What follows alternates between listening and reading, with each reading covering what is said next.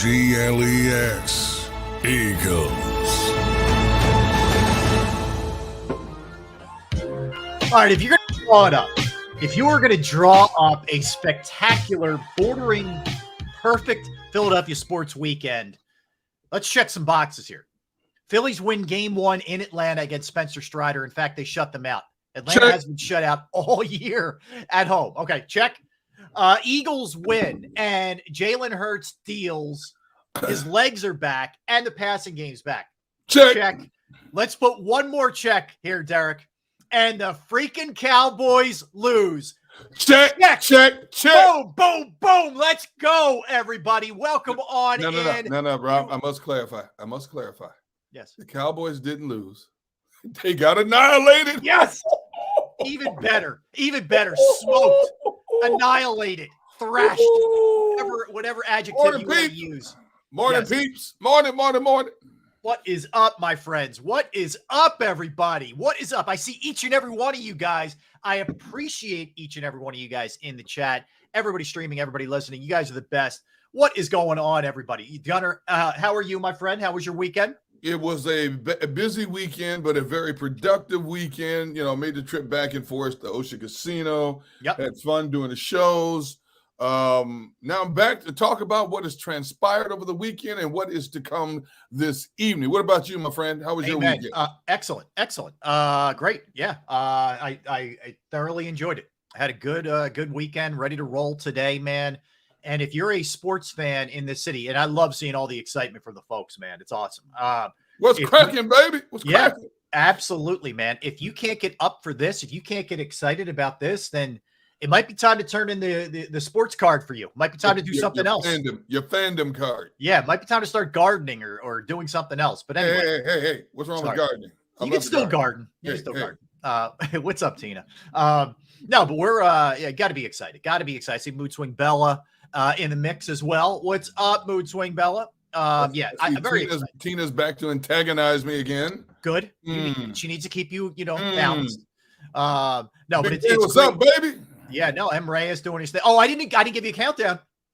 Here we go. Right, we are 7 hours and 3 minutes away from game 2 of the Phillies and the Braves tonight. Now, I almost said 6. I caught myself because I'm still on my noon to 3 clock, Derek Gunn, but we are 11 a.m. to 2 p.m. So I got one for you also. Okay. Yes. You ready? You ready yes. for this? We are a little more than 9 hours away from Green Bay against the Raiders, baby. Boom. Boom. Yes, that is the Monday night game. And we are going to go through all the big games from the weekend, Derek. What's happening in the NFC East? And everybody lost except for the Eagles. What happened last night and that just absolute throttling that the Niners put on the Cowboys. Something tells me we won't have our Cowboy weasels in the chat today. They're under their rock right now, Derek. Unless you flip it over, they won't be crawling out or just scurrying when the lights come on like cockroaches do. We won't be seeing them. I mean, you mean the Cowboys that were considered a Super Bowl contender? Yes. Those Cowboys? Those Cowboys, yes. I'm going to say it right now, and I don't care if I upset the apple cart, because Rob, as much as I like to root for the home teams, I'm also a realist. Yes. But after watching all of NFL games, there's no question the 49ers are the most complete team in the NFL right now. I wouldn't argue that. Yeah, the 49ers are playing the best football, period. Like they're right now through 5, they're playing the best football of anybody. I would agree with that. Now, what's it look like when they meet December 3rd. What's it look like at the end of the season? We'll see. But True. I agree with you. A lot of road to travel between now and then, but right now, and Randy Gregory is not even playing yet. He's going to play this week. They added Randy Gregory on Friday to this team. Are you kidding me? No, listen, I hear you, man. I'm not. Lord. You know me. I keep it real. I'm not arguing. I watched the Niners play enough that I know what they're doing on both sides of the ball. So yeah, they're playing extremely, extremely well. So we will get into that Niners game because it was man, it looked competitive for about a quarter and a half-ish, and then man, that second half was just a meltdown city for Dallas. And then the Niners. Oh my goodness. Oh, when it was 14-7, I said, okay, we got a ball game here. Yeah, we got a ball game. But after that, 49ers said, you know what? You know, the Cowboys been talking. You know, they played us tough the last 2 times and we beat them. And, you know, let's just put the pedal to the metal and show them what we're – man, it was like a bunch of rabid dogs on meat, on raw meat, dude. I'm telling you, on both sides of the ball. Yeah. It was – and I will save it for the football segment, but yes, the 49ers scheme across the board on both sides of the ball is ridiculous. Yeah, it is. There's a lot going on there, man. A lot of players. All right, let's start with the Eagles, Derek. So they win 23-14, moved to 5-0 on the season. Yes. So couple positive, and we're going to do offense, defense breakdown like we always do on Mondays. But I do want to throw some positive out there first. Other than the one mistake with the interception, and that was a mistake. Yes. I thought Hurts, in terms of complete game, dangerous with his legs, ability to get the ball down the field, his best game of the year. He looked like last year's version, in my opinion, Jalen Hurts yesterday. Hey, give credit where credit is due. That offensive line was rock solid, giving him time to sit back in that pocket and find his open receivers. You know, it's funny. I think we'll both agree Aaron Donald is a first ballot Hall of Famer. No question. First ballot.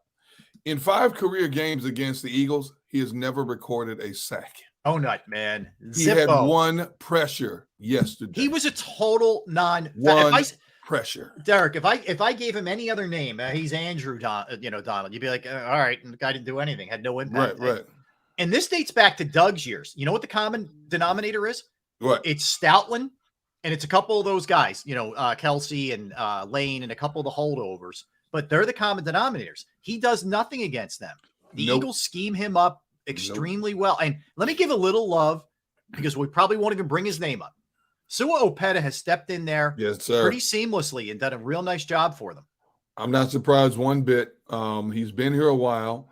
He's a graduate of Stoutland University. He is versatile. And if you look at his career in Philadelphia, whenever he has stepped in, this offensive line does not miss a beat. Yep. And to have that kind of it just amazes me that more teams around the league have not taken the approach the Eagles have taken in terms of, I will say one team, San Francisco, because they do a great job of building the trenches. They do a great job of that. But the Eagles are second to none in terms of building this team from the inside out on both sides of the ball in trench warfare. Mm-hmm. They make their offensive linemen versatile. Even when he's had 2 in his past, Lane Johnson has played left tackle, right? When he's had 2 in the past, and that goes a long ways in terms of being more successful or not, because we see so many teams when their front linemen drop, the backups are not even close to what they have in the front line trenches, and it's such a glaring weakness. Not with this offensive line. Nope. Agreed. Let me give you a great stat that Paul Domowitch, our buddy Paul Domowitch, just put out there regarding Jalen Hurts, just to back Hurts up for a minute. On 3rd down against the Rams, Derek, 6 for 8, 67 yards and 1 touchdown. Yes. 5 of his 6 third down completions resulted in first downs. In the last 2 games, he's 12 of 17, $115, a touchdown, and 8 passing first downs on 3rd down. So, jeez.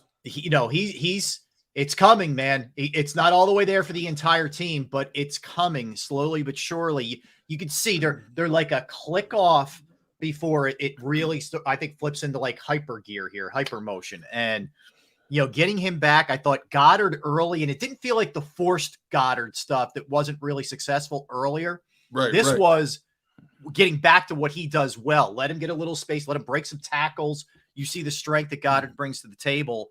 That was really encouraging on that first drive, man. What they were. Oh my goodness. Sirianni said in his last press conference, we have to do a better job of including Goddard more in the offensive flow. And they come right out.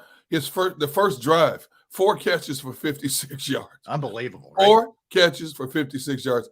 That's how you integrate that man. Had 117 yards, I believe, finished on the day, 8 catches, $117. That's what that man should be having every game. I understand the wealth of talent you have. It's hard to get everybody the ball because we even saw at one point it looked like Devonta Smith was on the sideline frustrated because he didn't have a catch for most of the first half plus. And you saw him on the sideline talking to Sirianni. I don't want to read anything into it. No, I know. But the camera went over there and it was so on him, and you see Sirianni talking to him. But then all of a sudden he got him in. Sure enough, a few plays later went to him. But Goddard, the fact that Goddard had 13 catches for 88 yards through 4 games was a travesty. Right. And we know that's not him. We know that's not him. So that was huge. I'll tell you, you bring up the sideline stuff. It was interesting, Derek. They were heated yesterday. Like there were 3 instances that I remember, and maybe I'm missing one. If I am, tell me. But when Jalen had the interception, Nick was on him pretty good. And again, you don't want to read too much. We don't know exactly the content of the conversation. Right. But Nick got on him pretty good. Devontae, what I don't think was thrilled. Maybe it was touches. I don't know what. But and then there was Kelsey was really heated and with Nick first and then with Stoutland. And it looked like he was trying to do some technique stuff with Stoutland, like he was grabbing his shoulders and it wasn't he wasn't grabbing Stoutland out of anger. He was showing him something like either they're pulling me or we need to do this or whatever. But well, I will say this, not to cut you off, but I saw the clip after the game. He was asked about that. And basically what his frustrations were is that they're kicking way too many field goals. He said they've got to get this red zone offense up to par. Did you know that before this game, the Eagles have kicked more field goals than anybody else in the NFL? Yeah, right. Just to give you a stat, last season, they were 69% efficiency in the red zone. The year before, they were 62% efficiency in the red zone. Going into yesterday's game, they were 46% efficiency in the red zone. They came out of yesterday's game 2 for 6 in the red zone. So that's where Kelsey's frustration lies. He says, when you look at the talent we have on this offense, there's no way we shouldn't be much better in red zone efficiency. And you can't argue with that. It's true. Derek, no argument. They went in 24. Going into yesterday, this dipped. Going into yesterday, they were 24th in red zone efficiency, meaning scoring touchdowns. Yeah, it's great. You have Jake Elliott, and he's automatic. But you will lose to the Niners, to the Dolphins, to Seattle, Buffalo, Bills, kicking field goals instead of scoring touchdowns. That's got to improve. It to me, it's priority 1 for this offense. Like that, when you start with what they have to improve on, when Nick's on the plane last night flying back with his staff, that's the first thing I'm working on.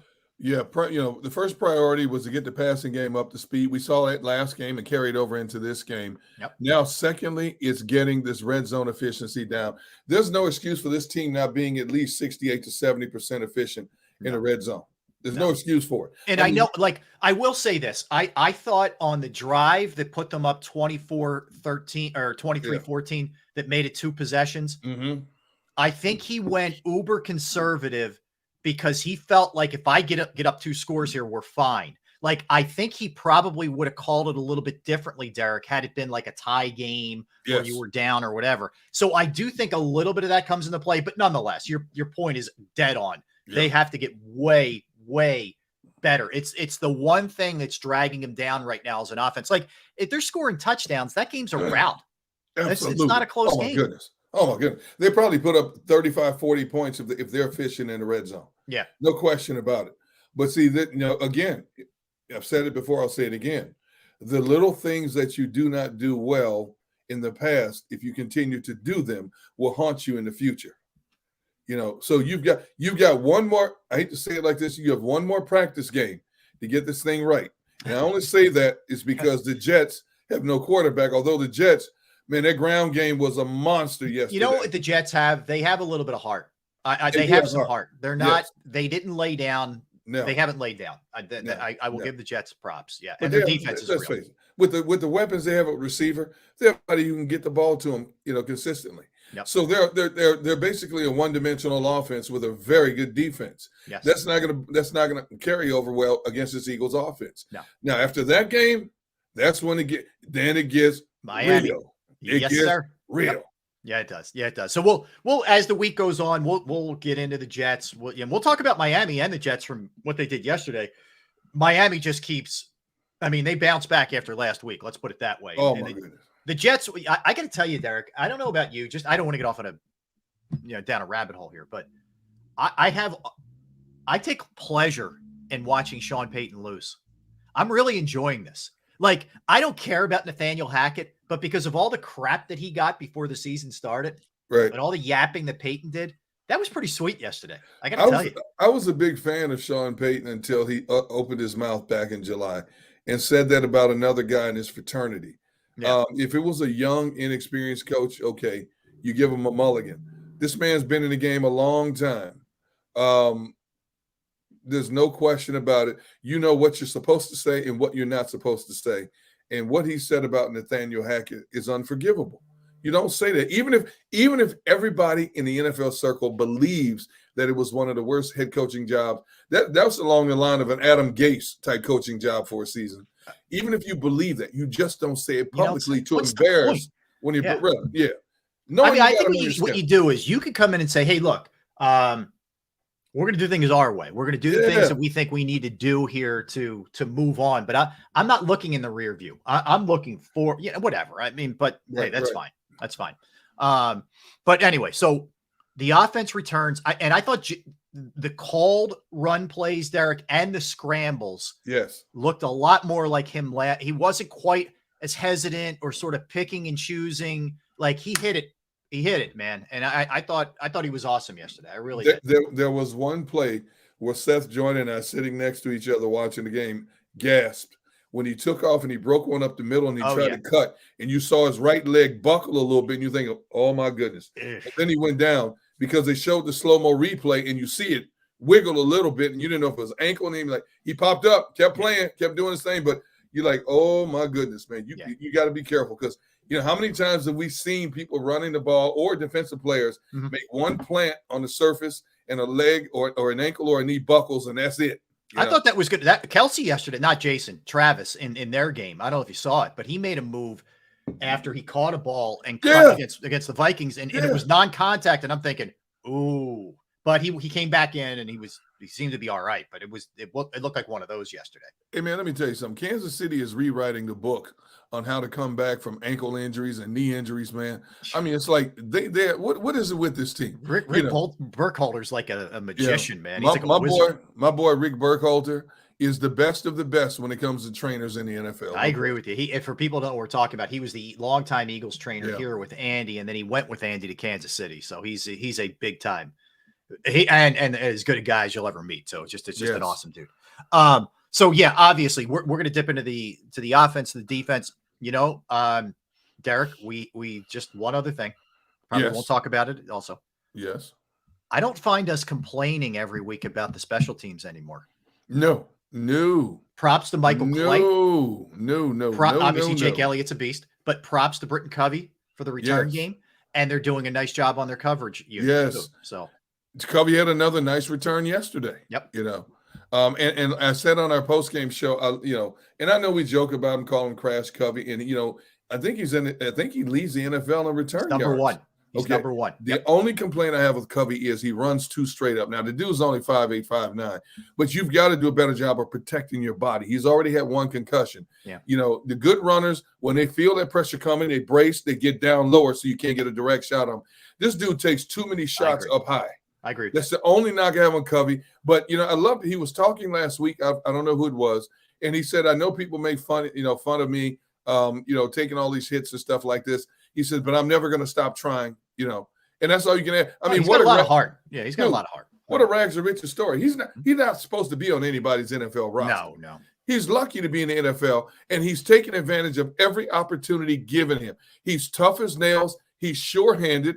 And he doesn't care what anybody says. He's going to keep competing at the highest level possible. He's one of those players who truly understands what I have today could be gone tomorrow. I'm not an elite athlete. Sure.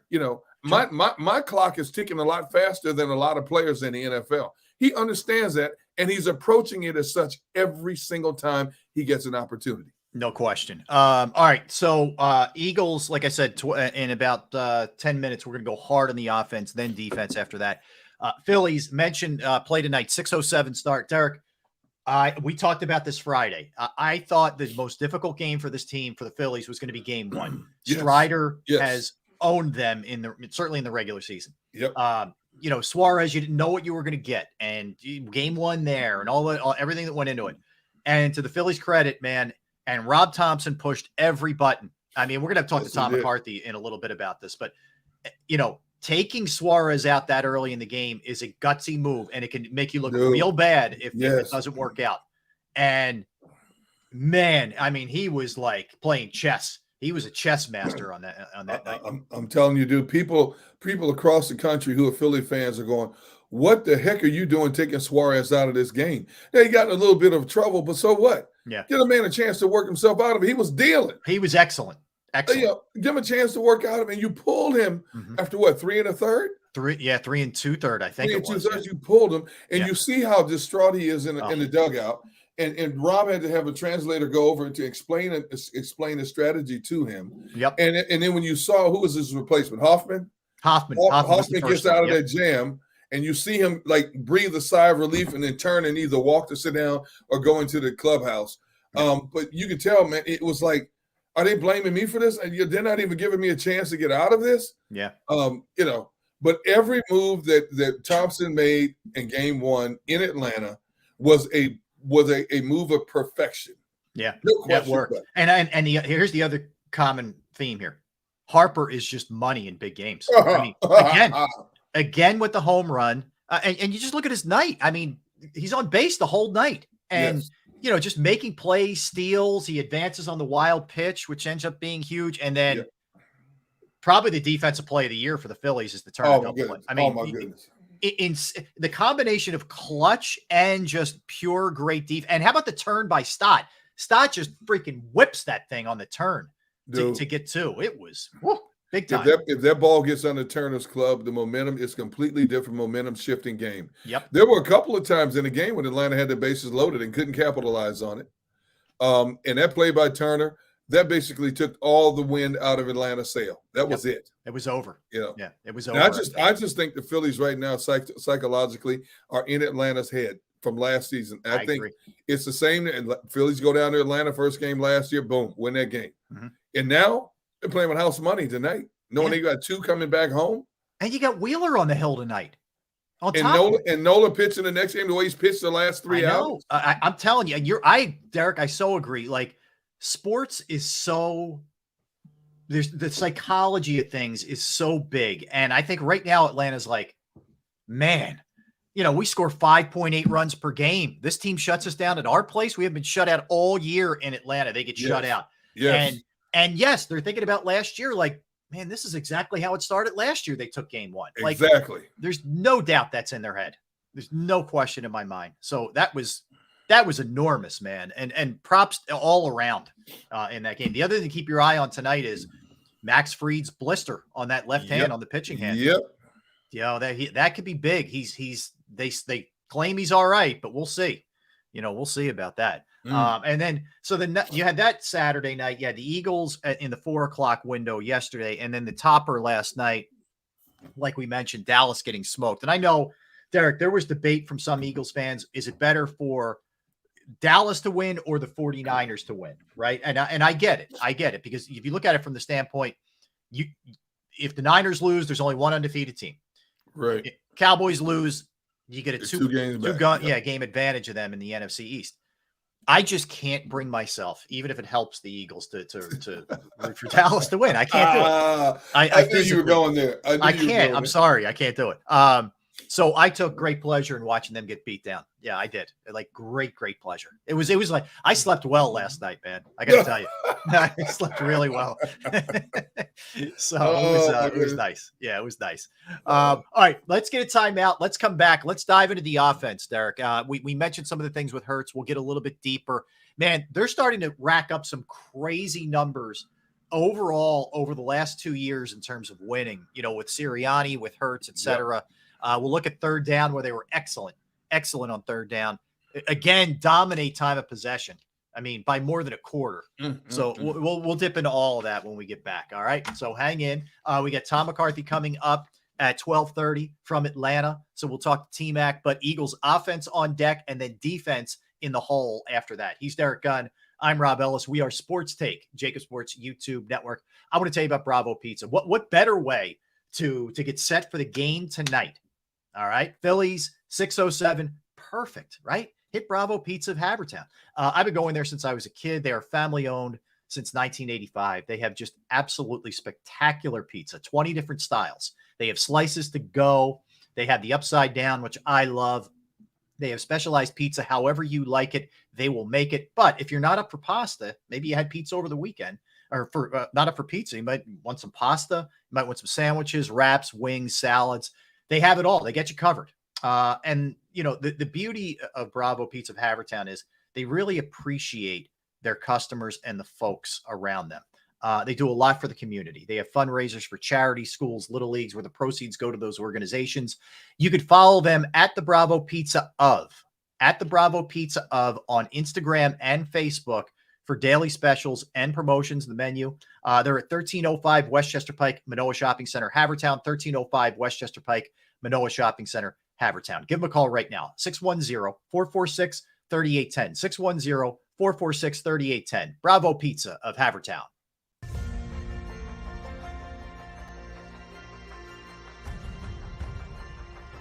I remember getting my heart broken when they lost the Super Bowl in 2004. We're big Eagles fans. We moved to South Philly because of the Eagles.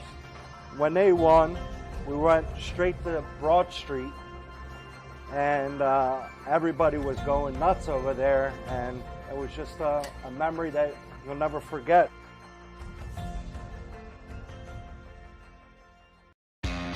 Go to get your game on. Go for the beers. Go for the cheers. Go for the hit and the hits. Go for the stakes and the stakes. Go to get your parlay on. Go to get your party on. Go for the scene. Go for the screens. Go for the gallery. Go for the win. Go to Ocean. Visit theoceanac.com to plan your visit. At Pond Lehocky, we've recovered billions of dollars for our clients, and we're confident we can do the same for you. With over 250 years of combined courtroom experience, we've helped over 100,000 injured clients obtain some of the largest settlements in Pennsylvania. One conversation is all it takes to help you and your family get back on track. If you've been injured in an accident, give Pond Lehocky a call. They're carving them up and good play calling along the way. First and goal at the 6.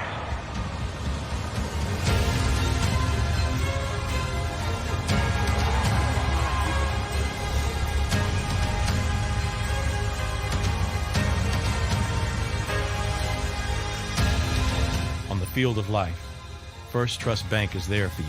Champions on 3. 1, 2, 3. Because Philadelphia dreams deserve a Philadelphia bank.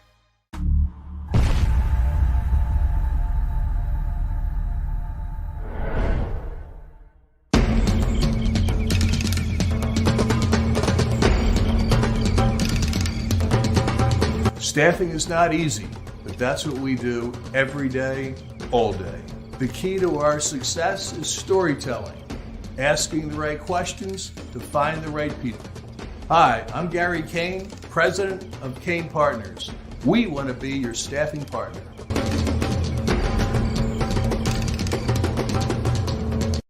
Since 1977, it's always been about you, the community, at Rafferty Subaru. And through the Subaru Love Promise, we prove we care by supporting charities like So Good Now. So Good Now helps kids in under-resourced areas by connecting them with student athletes to serve as mentors. We remove barriers so athletes can help youth in the corners of our communities where light and love are needed most. When you choose Rafferty Subaru, you help organizations like So Good Now. It's all about you at Rafferty Subaru. Do you stream on a Roku, Fire Stick, Google TV, or Apple TV? Now you can watch 6ABC 24/7 with the 6ABC Philadelphia streaming app. And the big story on Action News? Search 6ABC Philadelphia and start streaming today. EAGLES. Eagles.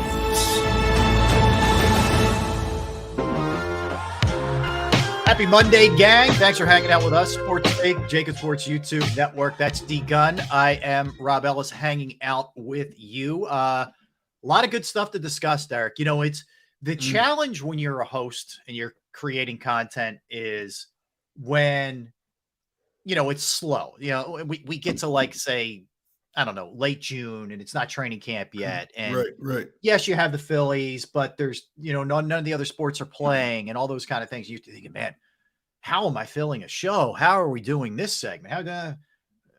No such problem. So thankful as a host. Okay. Grateful. Let me tell you. All right, let's start with the offense. And look, the point total isn't going to blow you away. And that goes to what we were talking about with the red zone. But so 23 points normally it's under their season average. It's okay. It's not great, but you saw a lot of good things in the game. So let's start with Hurts' numbers here, Derek. 25 of 38, 303 yards passing, a touchdown. He did have the interception, 87.9 passer rating, ran the ball 15 times, 72 yards, 4.8 average, and a touchdown on the ground at the late second quarter tush push. Really felt like, I feel like he and Brian Johnson and Nick, maybe if you want to throw Nick in there too, are starting to find a flow where it's a little bit more. Remember the word we kept using was like choppy and, you know, not rhythmic or whatever. I feel like they're in a better rhythm here, at least between the 20s as an offense right now. You can see the slow but steady evolution of Brian Johnson as a play caller. His last two games in particular, the play calling and deviating from the norm have been excellent. You look at the numbers they've put up, Rob, in the last 4 games, this offense, and we keep talking about how this offense is not even a finished product yet.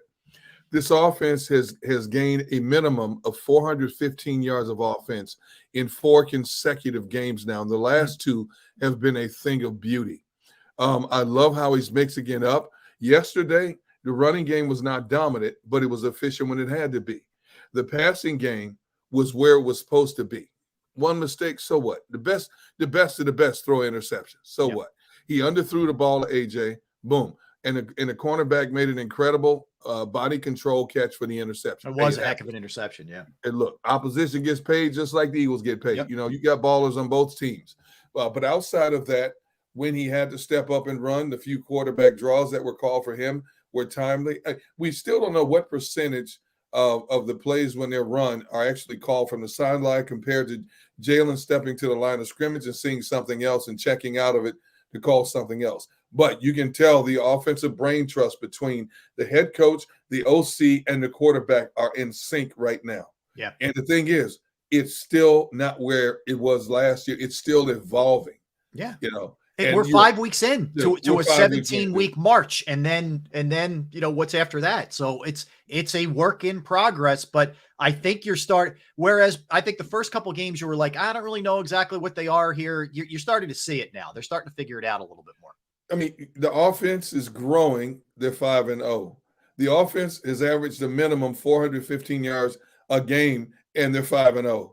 You know, tell me a team that wouldn't take those numbers 100 times out of 100 right now. No, I mean, as hard as it is to win in this league, every time. I'm with you. All right, so a couple just things that make you really sit back and think for a minute here. So Hurts is the first quarterback in the history of the NFL to have 30-plus rushing touchdowns through 50 games. Nobody's ever done that. Not Randall, not some of the guys who had the best wheel, Michael Vick, who had the best wheels in the game. All right, so that's crazy in and of itself. He is 21-1 as a starter over his last 22. So, like, all he and Sirianni do is win. I mean, honestly, it's like if you look at it, it's pretty wild, some of these things. So Sirianni's got a 718 win percentage as a head coach. That's 28-11 through 39 games. That's the highest win percentage. It's better than Reed. It's better than a lot of other guys. I mean, They've had 11 straight road regular season wins with Jalen Hurts at the helm. So that's not anything to do. I was talking about this yesterday, Derek. So you tell me if you agree. I'm just talking last 2 years. Can you remember a game where you said to yourself, the Eagles weren't focused?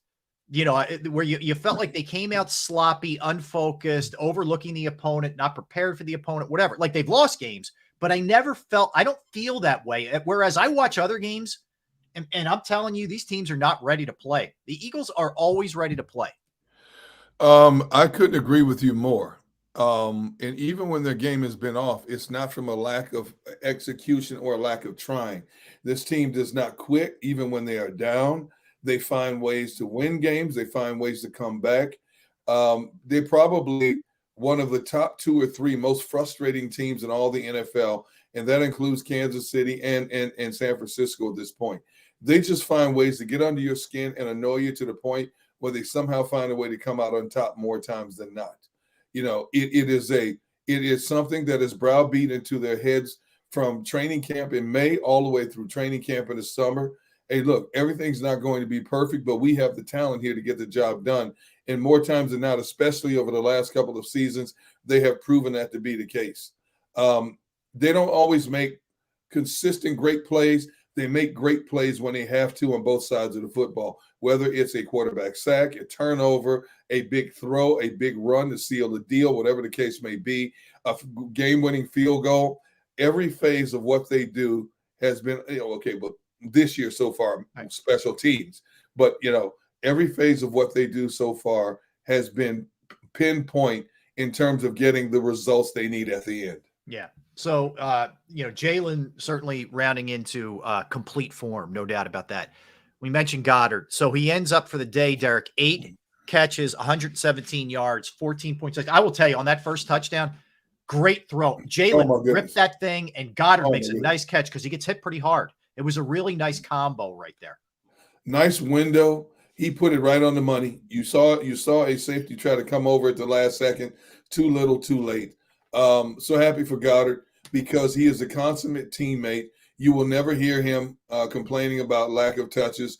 As a matter of fact, after the game, he said, I'm just blessed to be here. Yeah. I'm not here to make waves. I'm just here to help in any way I can. Basically, I'm paraphrasing what he said. That's the kind of guy you want. Now, he knows you don't think he wants the ball more. You don't think he's frustrated, but he will never say that openly, Yeah. He just goes about his business, does what he's asked. I just hope he can stay upright and breathing for the full 17 games. Yeah. I really do. Because that's the big thing with him. You're right. My God, what an added weapon he is when he is on that field. My goodness. So 4 catches for him, 45 yards on the first drive. You just kind of knew it was going to be different for him in this game. So he plays extremely well. Gunnar, the thing I think when A.J. Brown was traded here, I think a lot of people sort of viewed it like, all right, he's maybe at the midway point of his career. Like he's not, going down, nothing like that, but this is as good as he's going to be. You forget he's 25, 26 years old and getting better. So 6 for 127 yesterday. He's had 3 straight games of 120 plus yards now. Yeah. He is dominating. I mean, when you have a conversation with top 5 receivers, if he's not in it, you're not paying attention. No. He will never be confused with the fastest receiver in the game. But in terms of tough, I don't think there's a physically tougher, other than maybe DK Metcalf. I don't think there's a tougher physical receiver in football, a better route runner. He's always finding the open space, knows when to set down in the hole. Look how teams play off of him because they know he could get by them in a minute. They can't out-physical him, and he runs that slant route better than anybody. That timing slant route between him and Jalen is second to none in the NFL. And look how much cushion DBs give him because of his physicality. And then look, what about that one-handed catch he made? Oh, in traffic, too. That dude's got hands big as a catcher's mitt. Yeah. He makes a one-handed check down the middle of the field. Boom, big gainer. He is the consummate receiver in every way. Big, fast, not fastest, but fast enough. He can beat a lot of corners, as we've seen going down the field. But in terms of physicality, sure-handed, man, I'll tell you what, this dude is a steal. For $100 million over the next 5 years, he's a steal. Yeah. Oh, it's incredible. It's incredible how good he is. And just you know that Jalen knows that he's there for him. Like, he's the safety blanket. He's his go-to guy, and that's fine. You know, there's nothing wrong with that. And look, quiet game for Devontae Smith. We touched on it. I'm sure he's not loving it, but this is the way it's going to be. Someone's going to get the short end of the stick each week. When Goddard and Brown go off and Jalen runs 17 times or 15 times, whatever it was, you're just not going to have the opportunities. And it wasn't there. And knowing the way that the Eagles operate, they'll probably look to get Devontae going early against the Jets if they can, just to kind of get him off a little bit. And that's fine. Like, I think Nick handles it well. I think there was another shot you saw he and Nick having a conversation where I'm sure Nick was saying to him, like, look, man, I hear you. Like, I love that you want to compete. Mm-hmm. It just is what it is. Sometimes it's the way it works and you roll with the hot hand. Like, am I going to go away from AJ Brown if he's dominating? Am I going to go away from Goddard if he's dominating? No, I'm not. Especially against the suspect secondary. Yeah. And they didn't, Rams didn't even have linebackers. Rams had one linebacker who was like 310 pounds. Yeah, big boy. And Goddard beat him on the sideline, beat him down to the middle, out and up on the sideline route. There's no way a 310-pound linebacker is going to cover Dallas Goddard. There's no way. No doubt. But a Devontae Smith gets one catch for 6 yards, and they roll up the amount of yards they still roll. Look at the versatility and diversity of this offense. 1 week is DeAndre Swift who's getting the headlines. Next week is A.J. Brown. Next week is Dallas Goddard, so on and so forth. Devonta Smith is going to have his days coming up. This team, if they get back to where they were, this offense is virtually unstoppable. Yeah, now, there's a few games coming up. They're going to have to win some shootouts like 38-35, and I'm talking about Miami, Buffalo. Maybe even Kansas City. Oh, yeah. You may have to win a high-scoring shootout, but they have the capability of winning those type of games. Yeah. Seattle, you're going to have to score points against those teams. There's no question about it. All right. Real positive here was third down, 13 for 18. Oh. Phenomenal. I mean, that's phenomenal. I gave you the numbers that Paul Domowich put out there, how good Jalen was on third down. So that's something that has been getting better steadily every single week with them, and they were really good. All right. We have to bring it up, Derek. 4 for 4 on the tush push yesterday, including the end of the half, which I thought really swung the pendulum back to the Eagles when they got that late one. Adam Schefter puts the report out in the morning from ESPN, basically saying the competition committee, the Players Association, everybody's taking a look at it. They're worried about player safety. When you hear player safety, when you hear those two words, you know what's coming. That's the justification for them eradicating this thing. Now, it'll be here the rest of the year, but enjoy it while you have it, because it's going bye-bye, the tush push. And I tell you, Derek, it pisses me off. They are the most dominant team in football at it. Other teams do it at 12% less. They pointed this out on the broadcast yesterday. Kevin Burkhardt. Other teams in the NFL are 12%. That's a huge difference. Yep. Than what the Eagles are operating at. And it's a joke. It's a flat out joke because the other teams can't master it or practice it or are as skilled at it as the Eagles are, that you're going to take it away. It makes me feel paranoid as a Philadelphian that it's like, something against the Eagles, even though I don't operate that way usually. But considering it was coaches grumbling about it first, and then it was basically media people starting to grumble about it across the country. And then when I saw the report last week about the NFLPA and the NFL are now combining to look into this, I said, you know what? I've been saying it for weeks. This is going to go away after this year, or it's going to be some watered down variation of it, just like they've done with kickoff coverage and the overall kickoff game in general. It's going to be some watered down variation of it. Yeah. If it was any team other than Eagles, if it was Kansas City doing it, it'd be headline news every week. If it was one of those, if it was New England back in the heyday with Brady, and let's face it, Brady, they had their own version. When Brady was sneaky, you'd have guys behind him pushing him forward. Nobody said anything then. But because it's Philadelphia, and I don't know what it is always just flabbergasted me why Philadelphia is considered like the dark cloud of the NFL for a lot of things. I knew for a fact that they can't change it this year. But I guarantee when it goes before the owners next year in their winter meetings, you're going to see some news, breaking news. The tush push has been outlawed by the NFL. It's coming. No, it's going to be as simple as, I'll tell you what the real reason is, because other teams can't stop it, but they're going to blame it on two giants getting hurt. Okay, maybe the Giants didn't practice. They even came out and said they didn't practice it, basically. So 2 guys get hurt. The Eagles run it multiple times every week. I'm knocking on wood. I know I'm not trying to mush this, but they seem to be able to stay healthy. Yep. So do it right, and maybe you don't get hurt. So it's crazy. I don't even want to go off on the whole thing, but anyway, they were 4 for 4 again with it yesterday. Very successful, and that's huge. The other thing offensively is Eagles had the ball for 37-55 compared to 22-05. Mm-hmm. So while that can be misleading sometimes, it's not in the Eagles' case because they keep the other team's offense off the field and don't allow them to operate. How big is that element, Derek, potentially, if you're playing Miami or the Chiefs or the Niners or the Cowboys or the Bills, et cetera? What we talk about a lot is the only way for a lot of teams to stay in the games is to control the clock and keep that Eagles offense off the field. And lo and behold, the last 2 games in particular, it's the Eagles offense that's just mowing down the field. 15, 12, 17 play drives. They had a drive yesterday that consumed 8 minutes, 3 seconds. A 17 play drive for 8 minutes and 3 seconds. That's unheard of. They had the ability to just take you out and just ice you, basically. Exactly. And you play football like that, you're not going to lose any games, especially when you have the firepower that can score more than the opposition or match the opposition point for point. You're not going to lose many games like that. Right. This team is so good at what it does. And Rob, it's one of the few teams in the league, if you really notice it, this offense doesn't use a lot of motion. You look at some of the better offenses in the league, Kansas City, Buffalo, San Francisco. They got players moving everywhere before the snap, trying to, get defensive players out of position, and it works for those teams. Mm-hmm. This team lines up.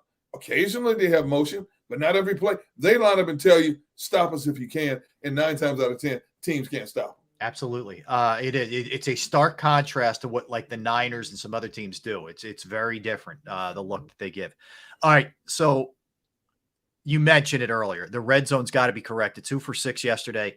It's just not acceptable, and it will cost them. It will cost them at some point. So that's got to be fixed. The other thing that drove me crazy yesterday, Derek, they run one of those like wide out screens for Quez. The hitch pass. Oh, yes.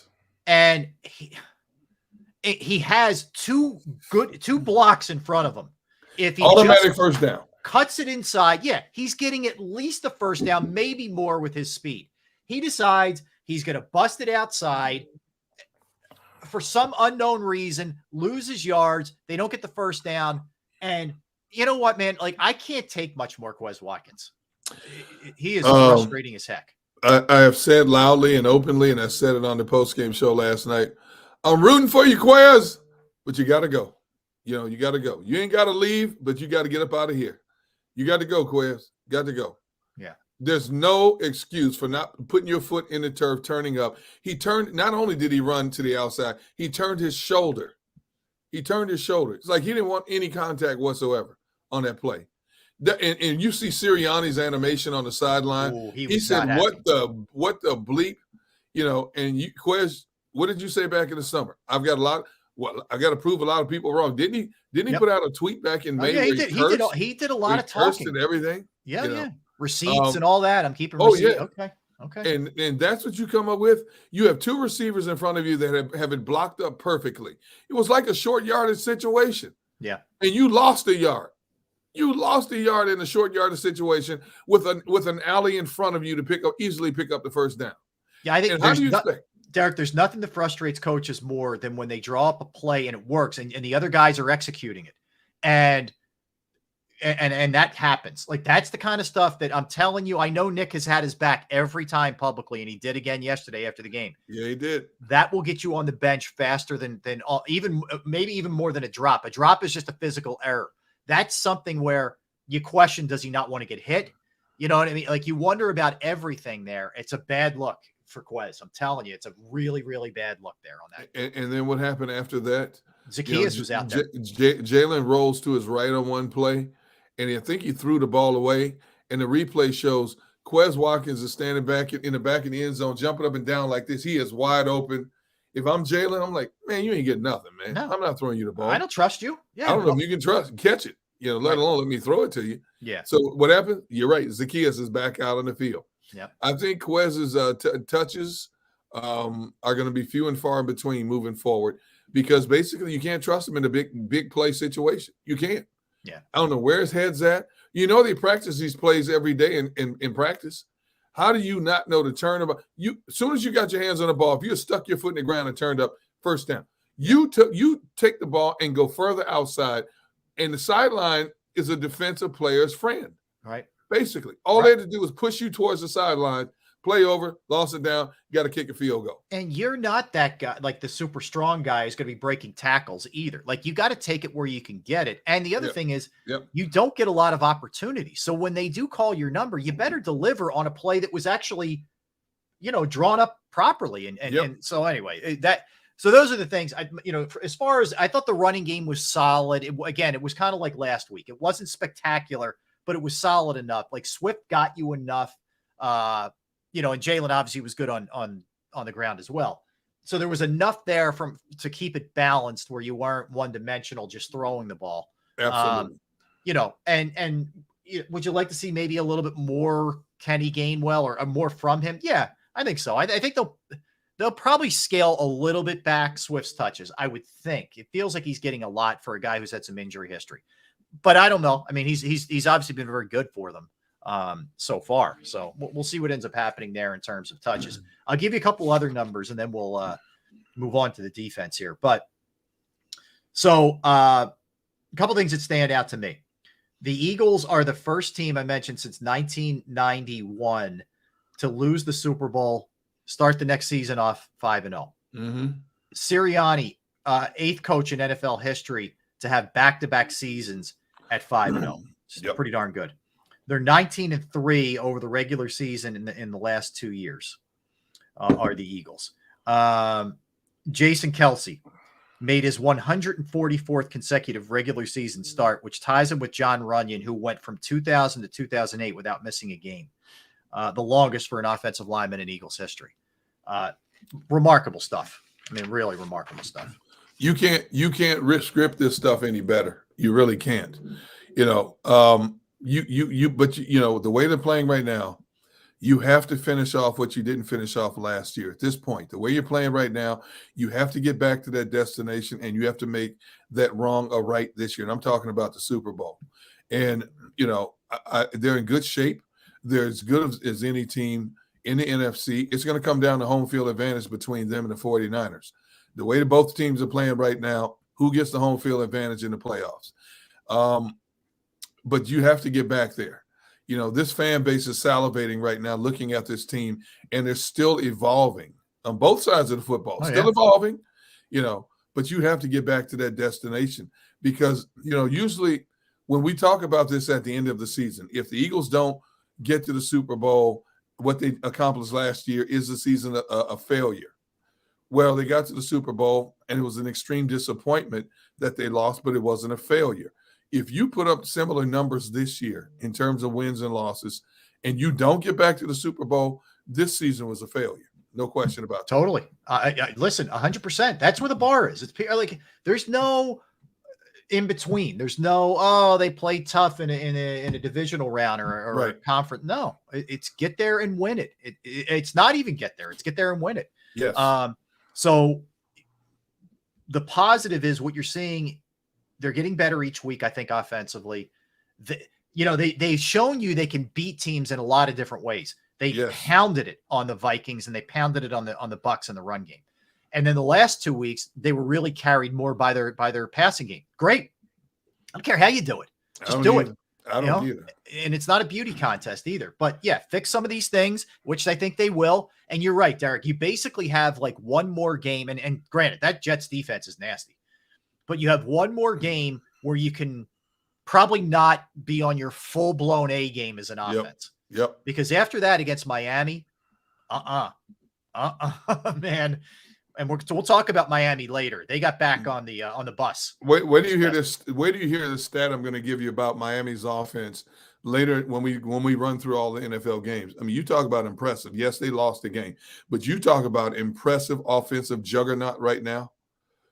The numbers, this number is going to and I'm sitting there looking, I'm like, can that be true? From so many different, people. I mean, they have so many different options. So, where the heck they get this running back Akun from? What's his name? Akane? Yeah. Where they get him from?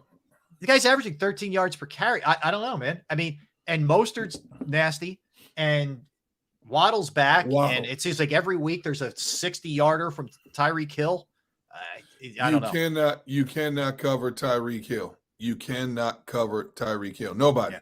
That's not a knock on anybody who tries to. He is just that good, just that fast. You cannot cover Tyreek Hill. Yeah, it's unreal. All right, we're going to come back. Eagles defense, Derek. The team that pitched a shutout in the second half of this game.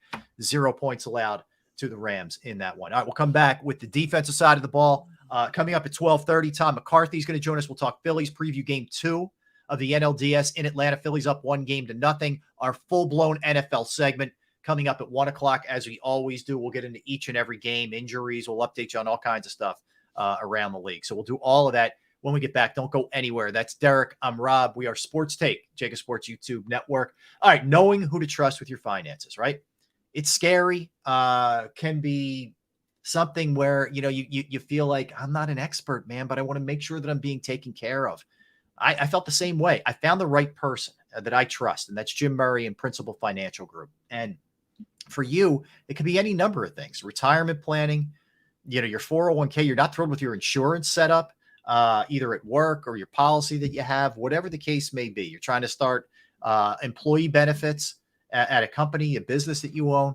This is another resource that Jim can help you with. I've entrusted my IRA, my 401k rollovers with Jim, and it was the absolute right move for me. It will be for you as well. You can give him a call, and he'll consult you. If you're not sure. This is what I'm looking at. I'm not really sure about this. Okay, let's talk about that. This might be the best solution for this. 610-996-4751. That's how you reach him. 610-996-4751. You can always email him as well. Murray, MURRAY .jim@principal.com. That's Murray.jim@principal.com.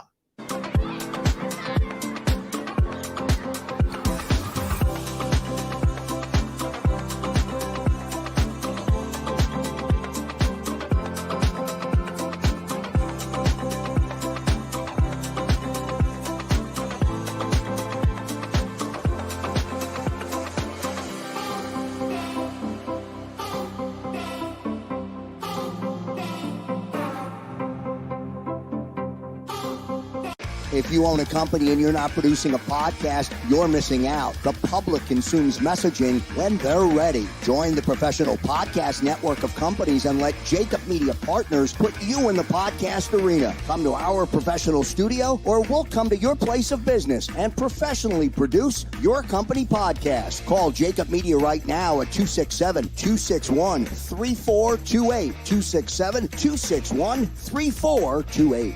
My name is Dr. Bruce Grossinger, and I'm the medical director of Philadelphia PRP and Stem Cell Institute. I'm reaching out to those who suffer from spine and joint pain. We use treatment methods that require no surgery, no scalpel, no drugs. Running, walking, or whatever your desires are, Dr. Grossinger is where you need to come. You can benefit from the same PRP and stem cell treatment as Wilbert Montgomery. Call us now at 610-222-5675.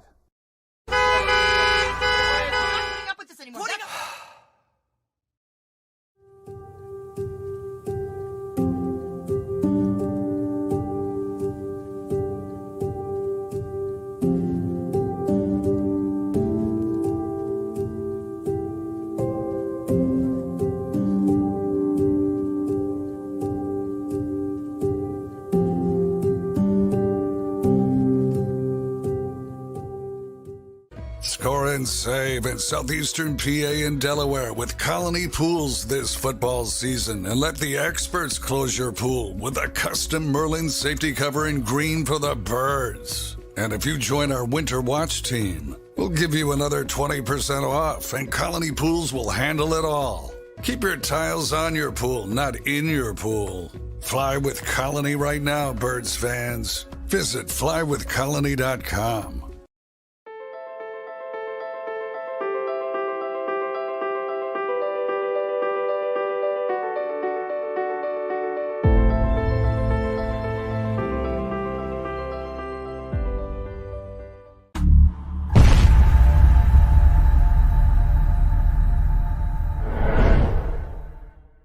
Eagles.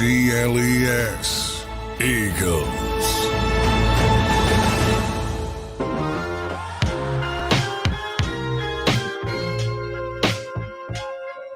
What's up, everybody? Hope you are doing well on this Monday. Give me some of those dry Cheerios.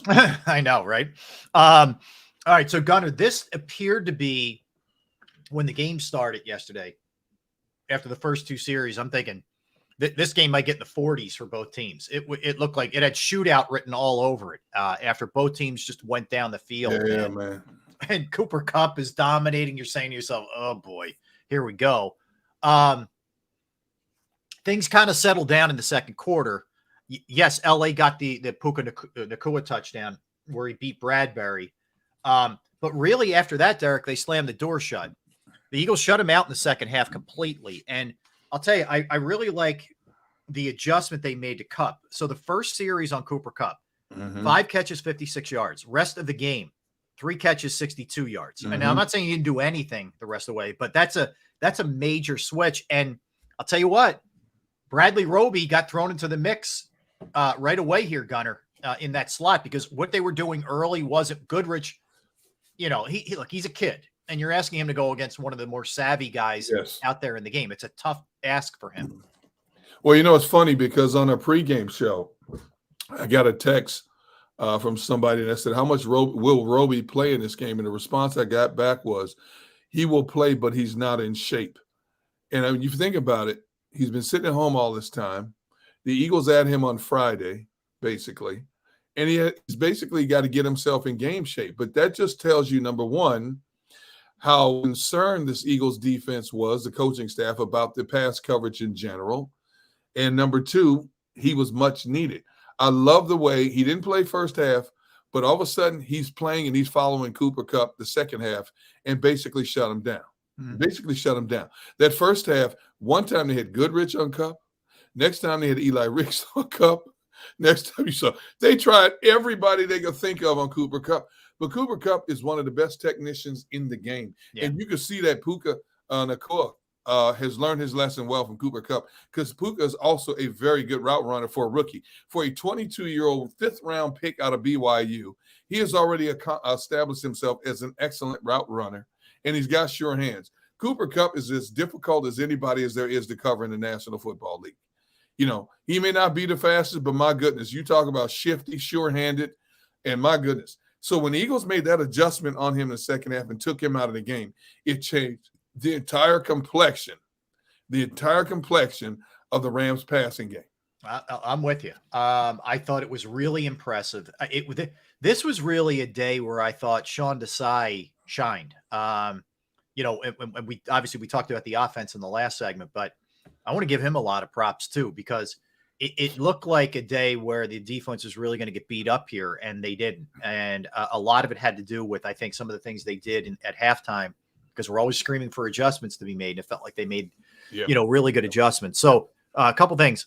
One, as they have done most of the year, they just completely took the running game away from the Rams. 54 yards on the ground, just an average of 3.9. But the other thing, they held them to a season low 195 passing yards, Derek. So it wasn't just taking Kupp away. Nacua, I mean, those guys got a few here and there. Atwell got a few here and there. But all in all, you know, they didn't. There was really, I didn't feel threatened. They didn't feel like it was a big threat in the second half from the Rams. No, once they came out and stumbled in that first series, I felt the Eagles had them right where they wanted them. And as they continue to build that lead and force them to pass more, they start getting much better pressure on Matthew Stafford. And because he's dealing with that hip, first of all, Matthew's not a great scrambler to begin with. And we don't know how bad that hip was. He performed well in the first half with it. Why? Because he had time in the pocket. He sat in that pocket and picked them apart. He didn't have to move much in that first half. Once they started getting consistent pressure on him second half, it messed up that inner mechanism of timing routes with his receivers. First of all, his receivers weren't getting open like they were before. And secondly, he had nowhere to go. The only place he could go is to throw the ball out of bounds. Once he gets out of the pocket and you got that speed on that Eagles defense chasing him, it speeds up your clock in terms of what you want to do with the ball. And it totally disrupted the entire Rams offensive flow at that point. I agree. That's a great point. So you look at the pass rush. Hassan Reddick. The other thing about Reddick is you feel like there's a couple times early where he's getting close, but it's only a matter of time before the dam burst. Like he's going to get home. And end of the game, he ends up getting 2. He was in on another one as well. He's now got 3 in his last 2 games. Derek, this is a very similar pattern that he followed last year. Started slow, came on, and rode that wave all the way into the postseason. And you feel like he's getting back to being himself. Not coincidental. Last 2 weeks, he's been playing without the cast. It's taped up, but there's a big difference for him in terms of the ability to use that hand than he had early in the season. Well, you look at 2 consecutive plays, he gets a sack. And you get a chance, go back and look at how he blows by the tackle on that second sack. I mean, he just blew by the tackle before the tackle could even get in his stance. And look at how he's using his hands now to get the leverage that he needs to attack quarterbacks. He's got 3 sacks now in the last 2 games. That's the Hassan Reddick we're expecting to see. If he can stay healthy, he's going to get double-digit sacks again. There's no question about it. Yeah. Now, there's games, against the likes of Mahomes, difficult to bring down. Brock Purdy, difficult to get on the carpet. The way the 49ers run that offense. Tua, difficult to get on the carpet. His sack totals, his individual totals may suffer in those games. But for the most part, we know how Dak Prescott loves to hold the football. They got 2 shots at Dak. Right. They still have 2 shots at the Giants coming up. No telling who's quarterbacking for the Giants at that point. Yeah. That offensive line is a mess. We'll talk more about the Giants later. But so he's going to have more than his share of opportunities to get back to double-digit sacks. I think if he stays healthy, even though the schedule is going to be a lot tougher, he's going to have great opportunities to make it 4 consecutive seasons of double-digit sacks. Agreed. Our girl Fitness Rebel is now on. So, all right. Oh yeah. Oh, there we go. I'm not saying anything. I'm leaving it alone. It's Monday. I'm in a good mood. You know what I'm saying? I'm gonna leave it alone. Tina made reference. Hey, D Gun's gonna get on you. Not today, Tina. I'm just gonna let it go. But but Fitness Rebel, you're the jar, $5. That's all I'm saying. That's all I'm gonna tell you. You couldn't help yourself. I know it. All right. So D Gun, baby, I can't do it. I can't do it, right? Listen, I hear you, man. All right. So the Rams only had the ball, Derek, for 9 minutes, 43 seconds in the entire second half. Yep. Less than 10 minutes of having the ball. So credit to the Eagles for getting him off the field quick and for the Eagles offense for staying on the field. So it's a combo effort right there. When you have held an offense like the Rams, and let's face it, the Rams are not an elite offense, but they have been an efficient offense through 4 games. Even though they were 2-2, they have been an efficient offense. When you hold an offense like the Rams to under 300 yards in an entire game and under 100 yards total for an entire second half, as a defense, you have more than done your job. You have more than earned your paycheck for that day. Right. No question. Agreed. So we got to talk about Jalen Carter here, Derek, because here's what I want to do. What I've taken to doing. I've removed, when I talk about him, I've removed the rookie tag. In other words, used to say, where does he rank in terms of rookie defensive tackles? Forget the rookie. Where does he rank in terms of defensive tackles? This guy is a top 3, top 5 defensive tackle now. He's already there. 3.5 sacks. So just yesterday, Gunner, 2 sacks, 4 tackles, 2 quarterback hits on top of the 2 sacks. This guy's a menace in there. Dude, that second sack alone, when he blew through the line of scrimmage, I said, oh my goodness. Yeah. Oh my goodness. And with the power and authority and the speed that he used, the combination of those 3 things to just blow through the line, I'm like, are you kidding me? Oh my goodness. You talk about a nightmare to come. And again, Rob, he's still learning. Yes. He's nowhere near a finished product. He's still learning. But if he's still learning and he's that advanced now, wait until he gets the whole picture of what he's capable of doing and how he can utilize certain moves to set up his move to get through a line of scrimmage, to bust through the stonewall of tackle, to put more pressure right up the gut for a lot of quarterbacks who like to sit in their pocket and go 1, 2, 3, throw. When you get to 2, that dude's right in your face. And you've got to alter your game plan real quick with him coming.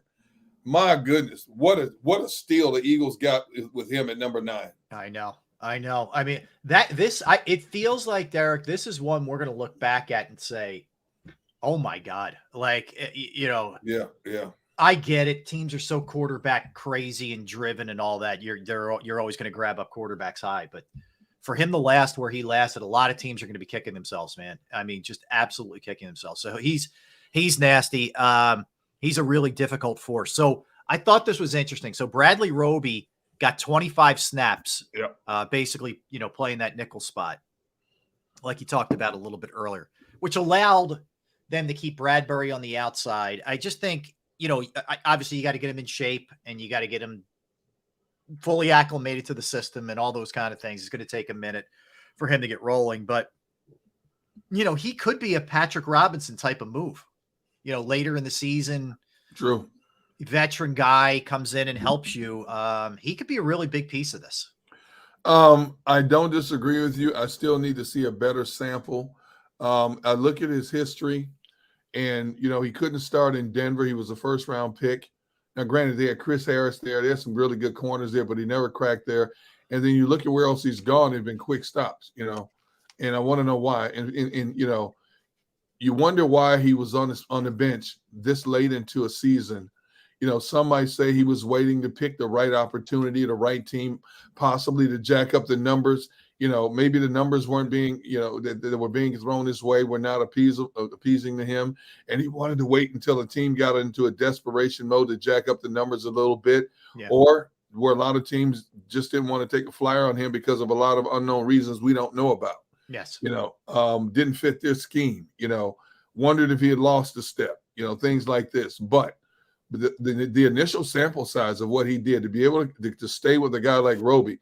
Now, there were a couple of times that Roby got past him, and that Cooper Kupp got past him, and basically Stafford missed him on throws. It could have been big plays for the Rams in the second half, but he did his job. Mm-hmm. He made Stafford think about throwing the ball in that direction. He was right on Cooper Kupp's hips more time than not. And that's what you need. You're not going to win every battle. You just have to make sure you win the most important battles in certain downs of situations, and he won those battles. I agree. Look, I think that, there's a lot of good things going on here. I mean, I think about how they can attack you from a defensive line standpoint, like just to go back to the defensive line for a minute. With Carter, Dave. The other thing is, Dave. It was curious. Davis didn't get a lot of snaps yesterday. I don't know if you picked up on that. Yeah, I did. Yeah. 23 snaps. Yeah, like that was kind of strange to me. I didn't get that, especially with Fletcher out. I didn't understand that move. But again, when you look at the way the overall scheme worked, I ain't complaining. No, I know. You know what I mean? Yeah. But I'm surprised his role wasn't elevated more so. I really am. Same here. I want to see what it looks like against the Jets before I get crazy. But it felt light for me for him. But with Carter, when Fletcher gets back, we haven't really seen BG scratch the surface a ton yet. No. Sweat, Hassan now starting to go into Hassan mode. I mean, man, they could come at you in droves on that defensive line in a lot of different ways. Oh my goodness, yes. I hate to say this, but I think basically Brandon Graham's snap count is going to be what it is for the rest of the season. And he's okay with that. Whatever the snap count is, how little it is, he's okay. He's okay with that. Yeah. I mean, I'm looking at the defensive snap counts now. Brandon Graham played 18 snaps, 32%. Okay. Jordan Davis, 23 snaps. Josh Sweat, 40 snaps. Jalen Carter, 39 snaps. Now, granted, the Rams only ran 53 plays. Eagles ran 53, 55 plays. Mm-hmm. So, but the fact that Barnett and Graham played less than 20 snaps coming off the edge tells you that they're leaning heavily on these young kids. Now Josh Sweat is not a young guy, but still, he's not an older guy. No. But still, he plays 71% of the snaps. Zach Cunningham, 86% of the snaps. Let's see who else. Who's the other linebacker? Morrow, Cunningham. Cunningham played 86%. Morrow played how many? Okay, I'm not seeing it here on Dave Zangaro's chart. He made some plays, but man, he had how frustrating was that one series, Derek, where he should get the pick and he should Oh my goodness. fumble up. Oh, come on. Well, that's why, that's some guys that play defense and some guys that play offense for a reason. Yeah. I mean, Morrow played 56% of the snaps. So yeah, I know. I mean, he played 56. 56 snaps. So he played Morrow played the whole game, basically. No, here's the thing. You if you said to me we'd be getting the kind of, as much as that series was frustrating, but we would get the kind of contributions out of Morrow and Cunningham we're getting at the beginning of the year, I would take it in a second. I'd take it in a heartbeat. Yeah. Now, we'll say this. I hate to bring this up, but I'm a little concerned about our corners, Slade and Bradbury. A little concerned. Yep. Especially on the one side. I'm a little concerned, and I understand you got to play the best of the best. I get this. I do get it, and you've got some receivers coming up. You played Justin Jefferson, but you got some heavyweights coming up. Even this week, you get Garrett Wilson. I mean, it's no joke. I don't, but I don't worry as much because Zach Wilson can't get on the ball. Yeah, I hear you. You see what I'm saying? Yep. So it kind of diffuses Garrett Wilson's effectiveness. Garrett Wilson, Alan Lazard, they got some pass catchers over there on the Jets. Yep. But you got a quarterback who can't get them the ball. Yeah. He played them. The funny thing was he comes in the first game when Rodgers goes down, and he plays okay in the first game against a division rival, and he helps them win that game against Buffalo. But since then, he's reverted back to being the Josh Wilson we know and love. Yeah. And I expect to see more of that with the pressure the Eagles defensive front is going to put on him. I expect him to have a long day, which means guys like Garrett Wilson and Alan Lazard are going to be walking over to the sideline just about every series, throwing a helmet, frustrated, verbally talking to themselves because they don't have a quarterback that can get them the football. I agree with you. Yeah. But your point well taken. I mean, as we go forward here, I just think neither one of them are shutdown corners. There's not a lot of shutdown corners there in the league. Yeah, we're going to see one next week in Sauce Gardner, but there's not a lot of them, period. They're still good, Derek, but they're not great. They're 30 and 33. Yeah. I mean, yeah. What do you want? That's what it is. That's what it is. You're right. That's an area. Howie's done an unbelievable job replenishing spots, defensive line, etc. Hopefully, if Nakobe Dean can play linebacker, safety too with Blankenship and and Sidney Brown. Hopefully, when he gets back, corner's an area. Yeah. And you know what? They played well yesterday, but I've said it last week. I'll say it this week, and I'm sure I'll say it in the future. I just think the pass coverage is going to be a problem all season. Yeah. I just think it is. It's going to make some plays, but I think it's going to give up more plays than not. It's what it is. This team especially, it goes really for any team, but this team especially has to have a very consistent pass rush. You have got to get the quarterback off his mark and harried. Because if they have time, it's going to be a struggle. I still think, and the defense did great yesterday, held the other team to 14 points. It's awesome. I think there's going to be more high-scoring games this year with this team than we certainly had last year. Yep. Here's what Howie is doing. He's already laid the groundwork for the future. When you look at how he drafted Keely Ringo, Sidney Brown, could be Job, could be Goodrich, but eventually it could be Ricks. But eventually, the Darius Slays and the James Bradburys are going to be gone. Yes. And so he's laying the groundwork now of already restocking the cupboard with guys of the future. And he's hoping those guys are the ones that can just step in at some point, hopefully under a rookie contract, and fill the gap that they need to play the kind of defensive football they want to play. Now, obviously, you got to get a bigger sample size of these guys before you can make that determination. But the evaluation has already started. When you bring up Eli Ricks, obviously out of necessity, but you bring up Eli Ricks, the Keely Ringo, Sidney Brown's going to eventually come back from that hamstring. As much as you're putting a team on the field, you expect to compete to win the NFC Championship and get back to the Super Bowl. There's also a huge evaluation process. I think when you look at Jordan Davis and Jalen Carter, that's way ahead of the curve. There's no question about that. Those two are going to be the cornerstones of that trench warfare for the Eagles for years to come. Now you've got to slowly build in some other areas. We know that you hope You hope Nakobe Dean is that guy, but I don't know if he can stay healthy, enough to be that guy that they need in the middle of that defense. But Nakobe Dean's another one you got to evaluate over the next couple of years. Is he what you'd hope he'd be? Now, we know the Eagles neglect the linebacking position. They're always going to pick up linebackers from the scrap heap. Yep. They've done it religiously for how long? And that's the way they're going to approach the linebacking spot. We can get a 1-year wonder here, 1-year wonder there. We can plug and play. But if the trenches and the back end are taken care of, we can cover up for what we don't have at linebacker. Yeah, I guess I look at it. We were talking about the offense and how it feels like they're starting to hit their stride here. And I think defensively, I think there's definitely more questions on the defensive side. I think the defensive line is, loaded. Now, he did all that yesterday without Fletcher Cox. Yep. Without Tui Pelotu, without Sidney Brown, that's something. But there's still questions in the back end that make you a little leery when they start playing the heavy, difficult part of the schedule and just how much they're going to have to contribute. The offense is going to have to put up a lot of points. The defensive line is going to have to get a lot of sacks to sort of counter, talent, age, everything on the back end. It's an ever evolving process, and how he stays ahead of the curve. I got to give him credit for being able to stay ahead of the curve and knowing when to restock the cupboard with younger players and get a good evaluation on them. He takes a lot of pressure off young players by keeping certain amount of veterans. I mean, look what he did last year with Javon Hargrave and Fletcher Cox, and you bring in a Jordan Davis.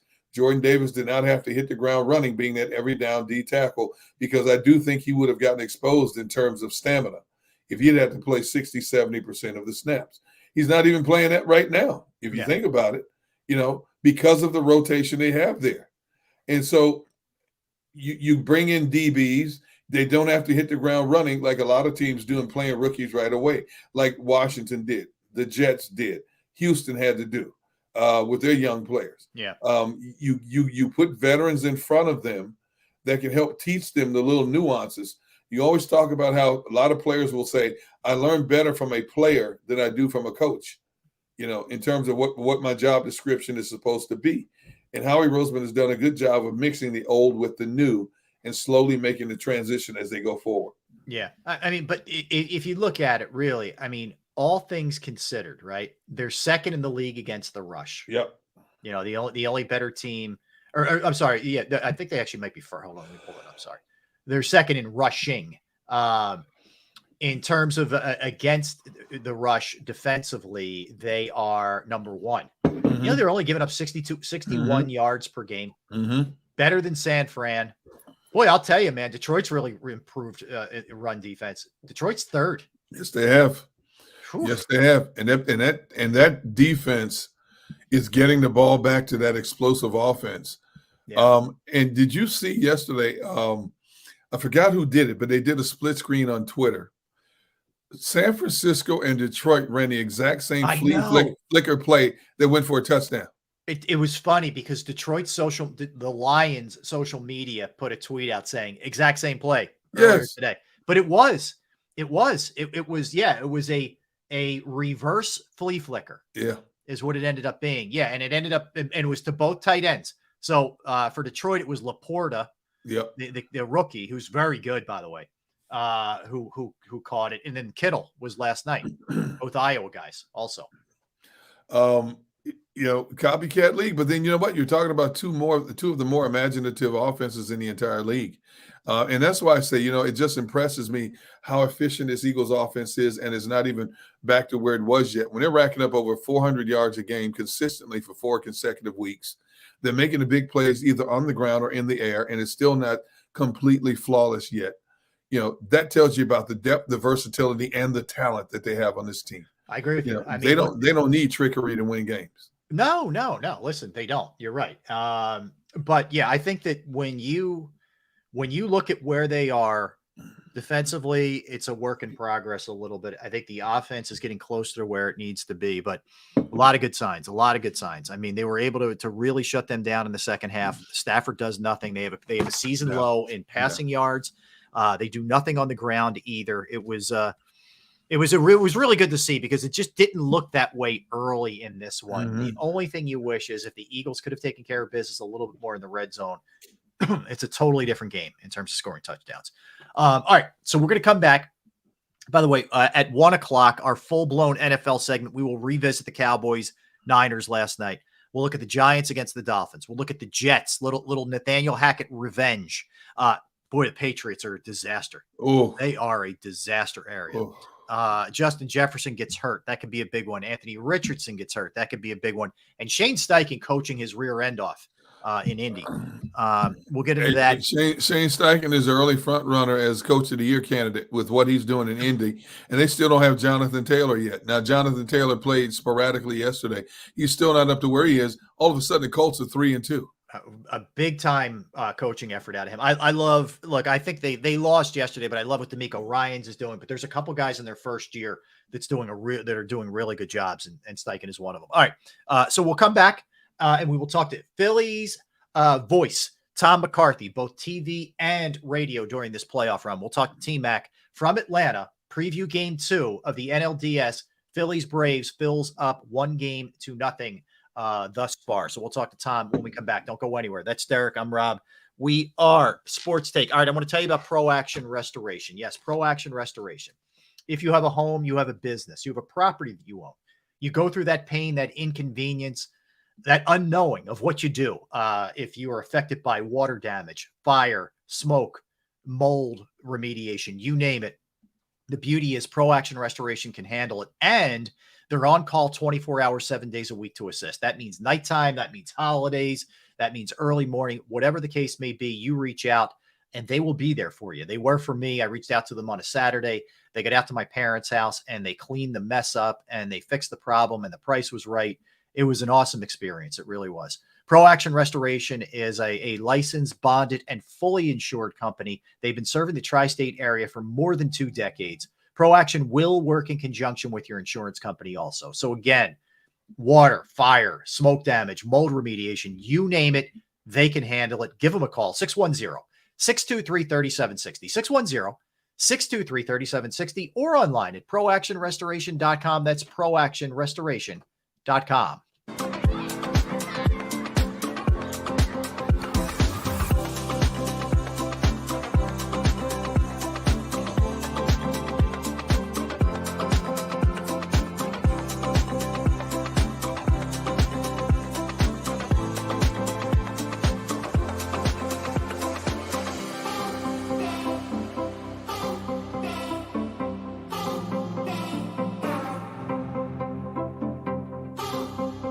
If you own a company and you're not producing a podcast, you're missing out. The public consumes messaging when they're ready. Join the professional podcast network of companies and let JAKIB Media Partners put you in the podcast arena. Come to our professional studio or we'll come to your place of business and professionally produce your company podcast. Call JAKIB Media right now at 267-261-3428. 267-261-3428. My name is Dr. Bruce Grossinger, and I'm the medical director of Philadelphia PRP and Stem Cell Institute. I'm reaching out to those who suffer from spine and joint pain. We use treatment methods that require no surgery, no scalpel, no drugs. Running, walking, or whatever your desires are, Dr. Grossinger is where you need to come. You can benefit from the same PRP and stem cell treatment as Wilbert Montgomery. Call us now at 610-222-5675.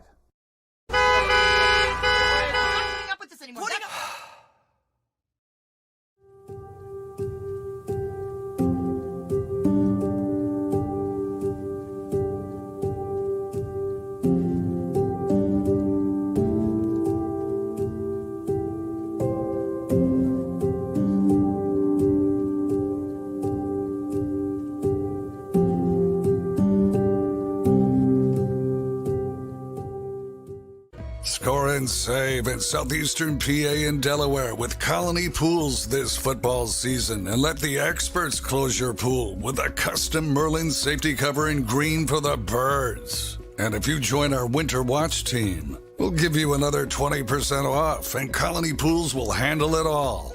Keep your tiles on your pool, not in your pool. Fly with Colony right now, Birds fans. Visit flywithcolony.com.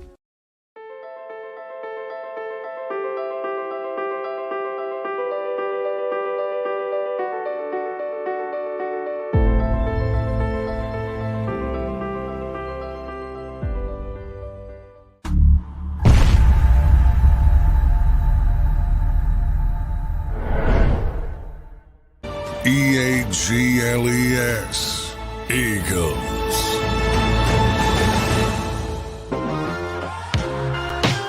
Welcome back in, everybody. Appreciate you hanging out with us. Rob Ellis, Derek Gunn, Sports Take on this glorious Monday. Again, what a weekend.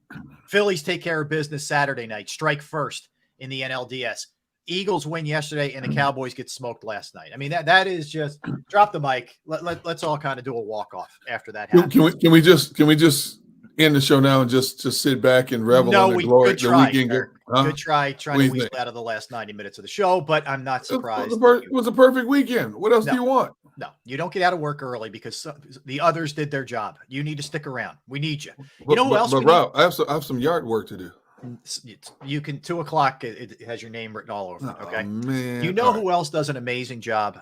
Whether who it's pray tell radio, whether it's baseball, football, basketball, you name it, he's got it all covered. The one and only Tom McCarthy, Phillies voice. I usually say TV voice, but it's not just TV now. It is TV radio voice. He called the Bryce Harper home run, as a matter of fact, on Saturday night. T-Mac, what's up, my man? Hey, guys. Gunnar, I got some yard work you can do also if you want. Get in the work. All right, Tom, come on, man. Hey, T-Mac, I'll do anything except rake leaves. I leaves. I only have like 3 trees out in front, so I don't have a lot of those. Although I seem to get a lot from my neighbors. I'm not really sure why. Tom, I was just going to say that here's the worst part. I had a tree removed in the back and one in the front over the last 3 years. My neighbor has this giant tree that hangs into my yard, and they're nice people, so I don't say anything.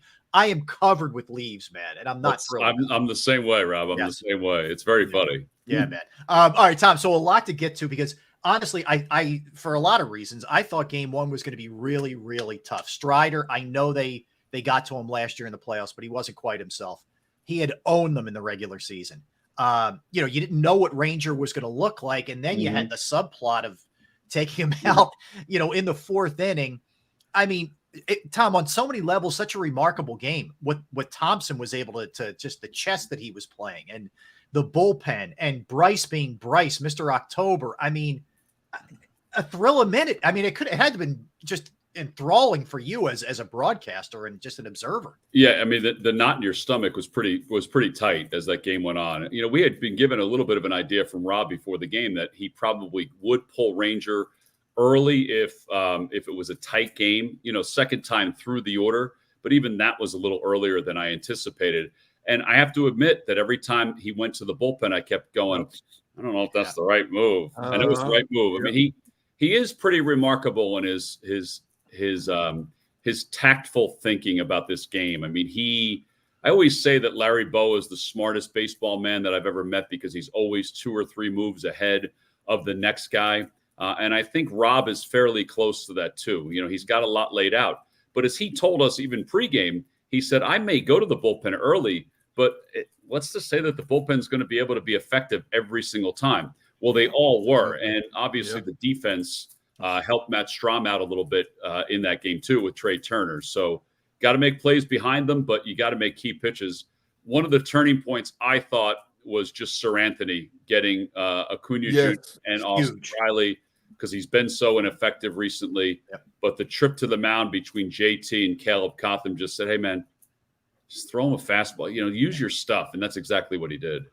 So Tom, take me through your mindset when Rob comes out and yanks Suarez off the mound, because I'm like everybody else. I'm sitting at home going, what the heck is he doing? Yeah. This man's dealing. I mean, he got in a little trouble, but he's dealing. What are you doing? Yeah. What were you thinking at that point? Kind of the same thing, Derek. But again, we were pre-exposed to a little bit of the game plan. Yep. So I thought he'd finish the inning, quite frankly. And I didn't think there was any reason why he couldn't finish the inning. But I also understood what Rob was trying to do, trying to get a strikeout, trying to get through it, righty on righty. And Jeff Hoffman's been so good. Even that was a little early for Hoffman, I thought. And then I thought he'd come back out and start the next half inning. But I was surprised. And I think you saw by Rangers' natural reaction, truly organic reaction, that he was surprised. But man, nothing this manager does, nothing phases me anymore about how good he is, because I told somebody, and I say this often, we stepped into the largest pile of baseball poop that you could step into by having Rob Thompson as our manager. And I mean that in the greatest of ways. I mean, we are really fortunate in Philadelphia. Not that I didn't like Joe Girardi. I thought the world of Joe Girardi. I thought he became the adult in the room when we needed an adult in the room after a couple of years with Gabe. I really think that Rob, it astonishes me that he wasn't given this opportunity prior, but I think he's an incredible baseball guy. Yeah, and Tom, when you think about, he was to a point where had Joe not been fired, that he would have stepped away. He would have stepped away. And like he wrote his word on that. Yeah. You know, he may have been back in a consulting role somewhere, but he was true to his word about that he was going to step away. That's amazing. Well, stay on that for a minute.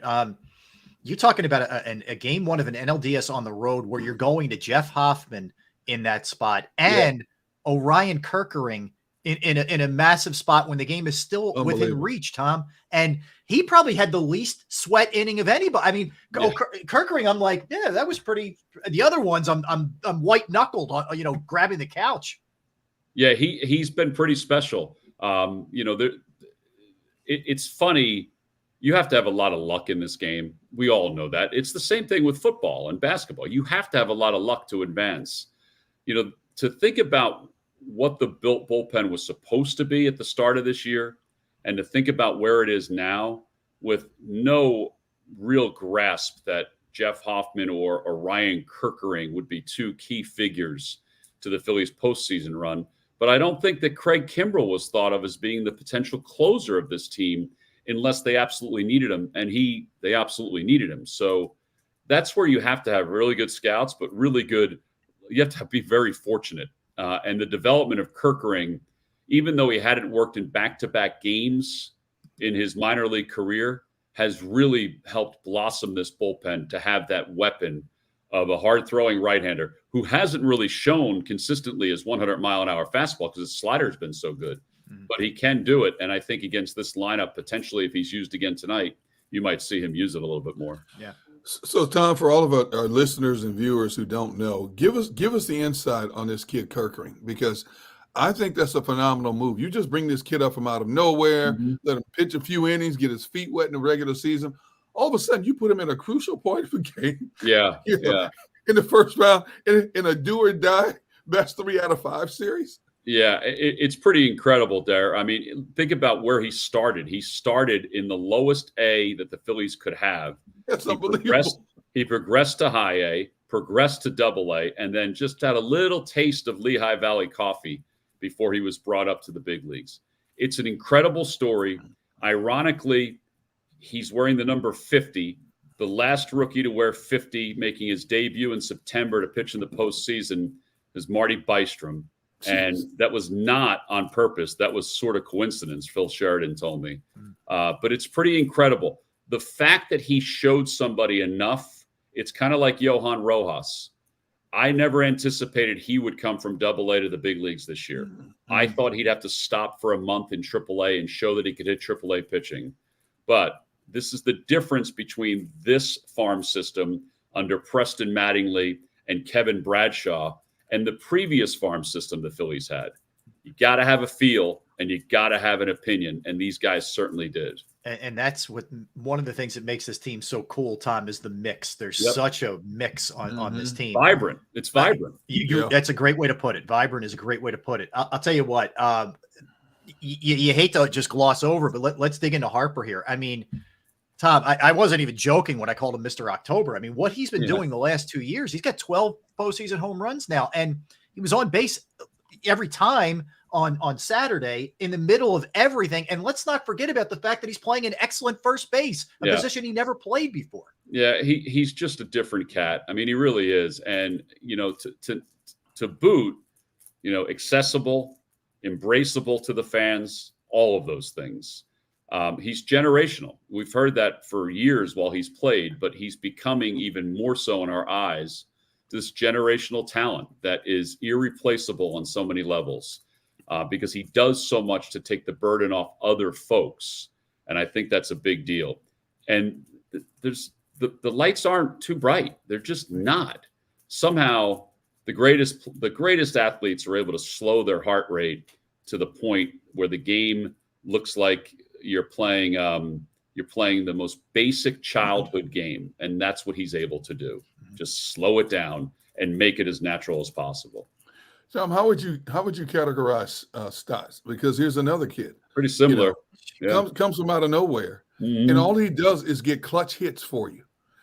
He's not a marquee name, he's not a big money guy, but I tell you what, he's been money for this team down the stretch. Yeah, and he's going to be a big money guy down the road there because he's going to keep evolving. But, you try to, in baseball terms, look at separate categories and say, all right, this is why this guy is special. This is why this guy is special. The fact that he is the leader in Major League Baseball in 2-strike hits, which noticeably came, to fruition the last game that he was up, that says a lot.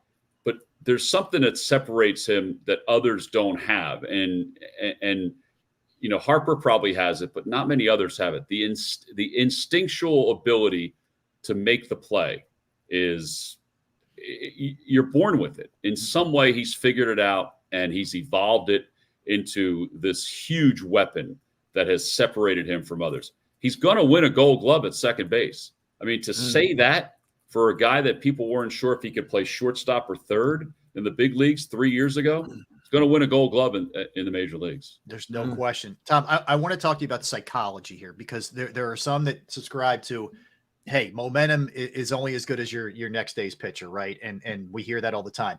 But there is a history here with the Phillies and the Braves in the postseason. There just is. Yeah. You're there in Atlanta. What's the sense you get from the town? What's the sense you get from the team? Is it kind of like, oh my gosh, man, here we go again? I do think the town is fearful, even though they have this bravado, which every town has. It's a rightful bravado that, hey, listen, we've won 104 games. We're the best team in Major League Baseball. But I do think there's a fear. I mean, Strider was really good the other night. Yeah. The Phillies let him off the hook a little bit, but he was really good the other night. Tonight's starter, Max Fried, he's 4-4 with a high ERA against the Phillies. It's not as high as his numbers against the Marlins, but the Phillies, even though he's had some good outings against them, they have the ability to run pitch counts up against him. It's just weird. They've always been able to do that. And I don't think that they're concerned about facing him. The blister's probably more of a concern for the Braves than it is for than the fact that Fried's pitching against the Phillies. But I do think, I don't think you can push aside the fact that the team is in Atlanta's head in some way. Very subtly. And there's nothing wrong with this, but it doesn't look great all the time when it doesn't work. They tinkered with their lineup the other day, and it's a lineup that had basically been steady for most of the year. And again, teams do this. The Phillies did it with Castellanos in September, and it paid off. But they tinkered with it the other day. And to me, that kind of showed we're concerned about the bottom of our order. So we got to get these guys up as much as possible.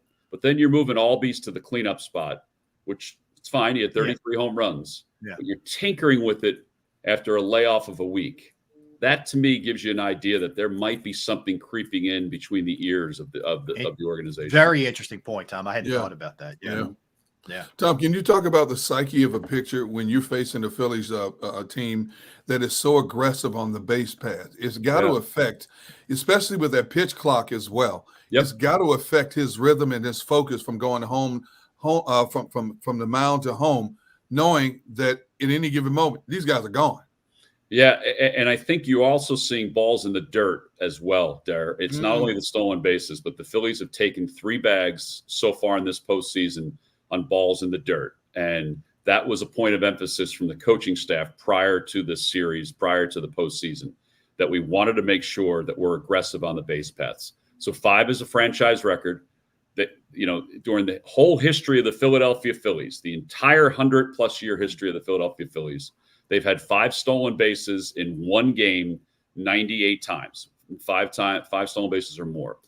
in the grand scheme of things, if you lay it all out, all the games that have been played, that's a small amount, but they had it the other night. And I do think they're going to push this to happen again as the series moves on. And I think it's a huge asset for them. Tom, we got to talk about the play that Turner makes. I mean, in terms of sheer greatness and clutch, it doesn't get much better, man. No. I mean, it was a monster spot and an insane play. And I said to Derek earlier, also, let's give Stott some props for the turn. He throws an absolute seed to Rice. But I'm curious your take on it. Well, it was incredible on so many different levels. And considering earlier in the game, he had a similar toss that he didn't get to second base in time, but was able to make an adjustment on this one. I agree with you about Stott. They've worked really hard on his release from second to first. The double play statistic has really hampered the Phillies this entire year. They just haven't turned as many as they probably should. And part of it is just mechanics. Well, they're adjusting those mechanics. But that play was athletic. It was hand-eye coordination at the highest level. And I think Scott called it on the radio, and he's absolutely right about this. It could be the greatest postseason double play you'll ever see a Philadelphia Philly make. Now, we haven't watched the 50 Whiz Kids or the 15 Phillies, but I don't know if guys have been able to make that kind of play the way he did. Yeah. What a Tom, as you look into the immediate crystal ball, if you will, even if the Phillies lose this game tonight, do you think in any way, shape, or form it's going back to Atlanta? I think the Phillies come home and put them out of their misery. Yeah, I do not think it's going to go back to Atlanta. My feeling is that this series is ending in Philadelphia in 4 games. I truly believe that. I felt that way from the get-go, and there's no reason to think that it's not going to be that way again. Tom, what do you think about Wheeler tonight? Obviously, he looked great against the Marlins, man. I mean, and the fact that if it does get to that point that you guys just discussed, he could turn around and go 5 as well because of the kind of weird days off here. But nonetheless, what do you think about him tonight? I'm excited about it. I really am, because I think he's excited about it. He's very even-keeled about it. You know, he had one bad outing against the Braves in September. He had one really good outing against the Braves in September. The good outing was in Atlanta. The bad outing was in Philadelphia. I'm excited for him to do this today. He's got a lot of family in this area. He grew up less than an hour from here, grew up a Braves fan. He knows the significance of it. Marcus Hayes the other day wrote a story about how potent his postseason numbers have been compared to the Scherzers and the Verlanders and people like that. You know, I'm excited about it. I'm excited to see what he puts together tonight. I really am. You know, you're giddy to think about the fact that you could be up 2-0, but you're not looking to that right now. But there is that chance, and I think it would be just a monumental turn to this postseason if they're able to get up 2-0. Do you think Pat Shea gets the nod in left? Yeah, I think we're going to keep that lineup, the lefty lineup, and it's going to be Pache in left, and Rojas obviously will be in center, but it'll be Pache in left. Yep. And then you come home and Nola gets the ball in his hands, and his last 3 outings have been exactly what we've been expecting to see for him all season. All of a sudden, a light switch has gone on for him. Yeah, I agree with that, and I think he's made a mechanical adjustment that's helped him, and it may just be it helped his head, but it's helped him. And I think the extension down in the zone has been big, and I think he's setting everything else up with his fastball, his 4-seamer and his 2-seamer, and gosh, they need it. And now again, he's got to continue it, but I can't see there being any reason why he can't continue it. All right, Tom. So folks can hear you tonight. Give us the innings that you'll be calling on the radio side for WIP tonight. Yeah, so I'll be on 4, 5, and 6. Scott will do 1 through 3, and then he'll do the back end of the game, and then Stocker and LA will be on with the 2 of us throughout the course of the game. We've kind of tinkered with this 3-man booth, and it worked out really well the other night, and we're looking forward to it again tonight. Love it. Lastly, I got to sneak in an Eagles question because Tom does a lot of football too. But go ahead. I got to ask real quick. Right. How did you get LA on the plane to get him down to Atlanta? Really good question. I think we gave him a sedative, Gunner, and just carried him on. He's very easy to carry. Somehow I doubt that, but anyway, So Tom, obviously doing a lot of football. Do you have a game this week, Tom, that we can look out for? I've got college. I've got Vanderbilt and Georgia on Saturday, and if Number there's one. a game 5, that game's at noon, and then game 5 will be at night. So I'll be able to go from Nashville to Atlanta to do both. Oh, that would be awesome. Okay. Yeah. Very cool. Very cool. All right, Tom. Well, listen, we appreciate you giving us a couple minutes today. Thank you, man. All right, guys. Keep it rolling. Thanks, Tom. Yeah, we'll see you soon. All right, take care. That is Tom McCarthy. Tom, fun fact, Eric. Tom was the very first guest that we had on Sports Stick. I know. I'll never forget that. Yes, he was. I feel good about tonight. Did you ever send him his gift bag? It's in the mail. Yeah. Okay. All right. Cheapskate. Excuse me. But anyway, when I get a gift bag, I will pass it along to him. But no, I mean, seriously, you don't, we can do it. The players can't, but you can't help but a little piece. You think like, my God, man, if they go back to Philly up 2-0 and Atlanta's got to think about this with an off day tomorrow. And with that crowd, this Wednesday's going to be with Nola at that place that's going to be on fire. Oh my God. You know, I think Atlanta's done before the plane touches down. If that were to happen, before the plane touches down in Philly, they know it's over. There's no way they're getting out of Philly with a win if they come here down 2-0. You know, not the way Nola's been pitching his last 3 outings. This team just has a certain swagger about it. They don't go out there hoping to win. They expect to win. And it's not just stellar pitching or hitting a long ball. It's all the little nuances that you get in a baseball game. It's running the bases. It's making the timely defensive plays. It's outfield. The outfield is converging and making those balls that appear to be dropping in. You know, and then when you have that crowd backing them 45,000 plus screaming like they're at a college football game, that's a lot for any team to overcome. I don't care how good of a team you are. We've seen it time and time again. We saw it last year when they made their run to the World Series. We saw it in their first series. You know, Marlins, who had been a pain in their butt forever, they scored 1 run in 2 games. Was it 1 run, 2 runs in 2 games? Yeah. Marlins had no clue. And I do think that extra man, you know, in football it's the 12th man, in baseball it's the 10th man. You know, I do think that 10th man comes into play significantly for this team. You can't say that in every baseball city. No. But you can say it in Philadelphia. No, I agree with you. I think it's going to be, unreal actually here. But that's why I brought it up with Tom, like the psychology of this.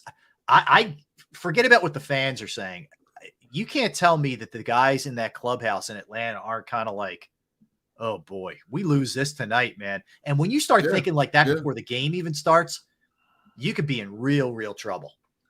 You're sending a guy to the hill in Atlanta who has a blister problem on his finger, who has been either or against the Phillies. He's never been consistently good against the Phillies like Strider has. So you don't know what Fried you're getting tonight. Number one. Number two, they have to face Nola. Yep. And as potent as that lineup is down in Atlanta, as much as they can kill you with the long ball, Wheeler's that guy who can handcuff you in a bad way. He can keep you off the board. He can keep you down to 1 or 2 hits until relief help gets there. You know, Atlanta's got to be sitting right now in their homes and in that clubhouse thinking, you know, we got so much stacked against us right now. Plus, you have a good contingent of Phillies fans down there as well. Yeah, they traveled well down there. They traveled well to Atlanta. So you got a good contingent of fans there as well. Atlanta's sweating bullets right now.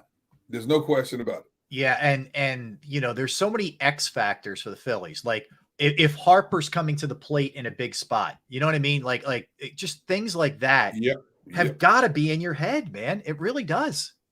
Think about a pitcher steps to the hill. He can't pitch his game against the like of Schwarber, against the likes of Harper. You've got to alter your game plan. You've got to pitch more lower pitches, more outside pitches, more fit pitches you want to get them to fish at. You can't just pitch your game. That's additional mental stress on a pitcher he normally doesn't have to endure. Most pitchers who are dominant pitchers go to the hill, they throw their stuff, and they tell you, hit me if you can.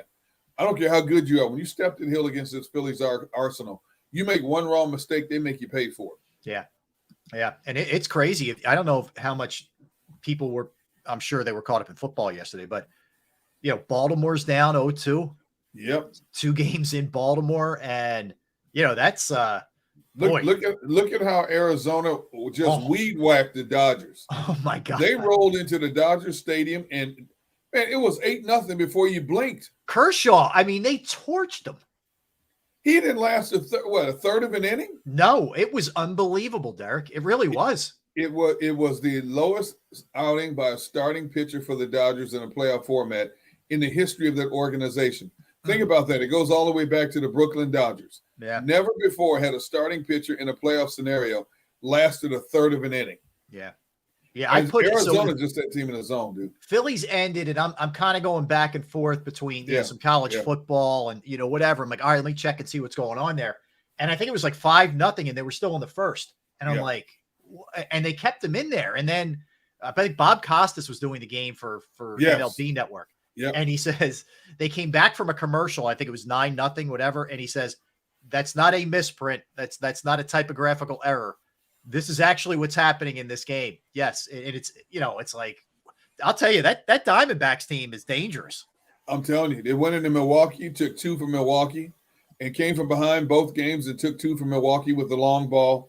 They go into the Dodger Stadium against one of the best playoff pitchers in the history of the game in Kershaw. They tattooed him and took him deep as well. Yeah. They jumped on him right away, got him out of there, and the relief staff could do nothing with the Arizona Arsenal. That team's a fun team to watch right now. They are.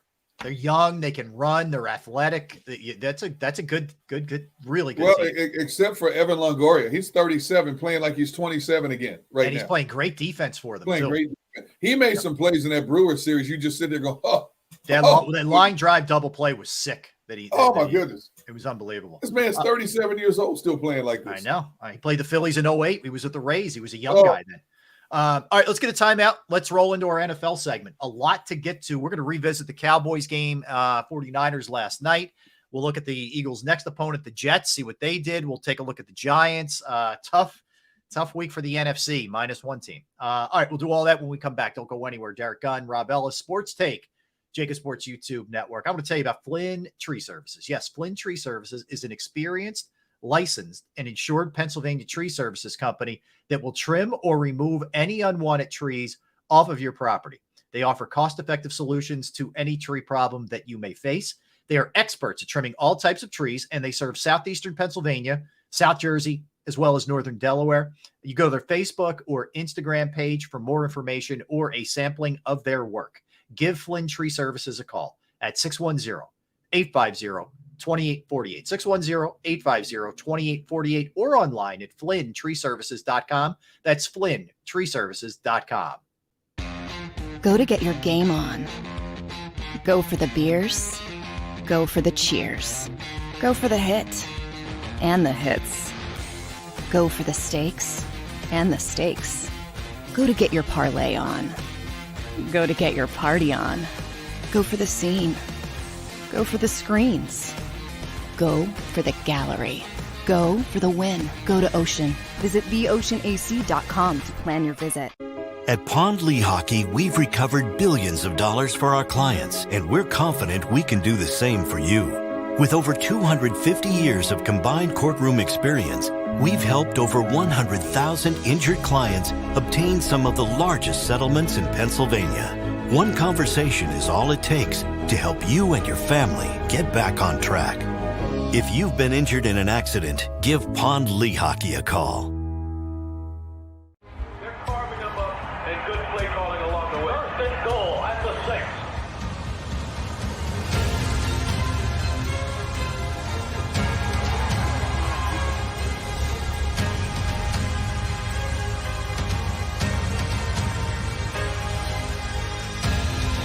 On the field of life, First Trust Bank is there for you. Champions on 3. 1, 2, 3. Because Philadelphia dreams deserve a Philadelphia bank.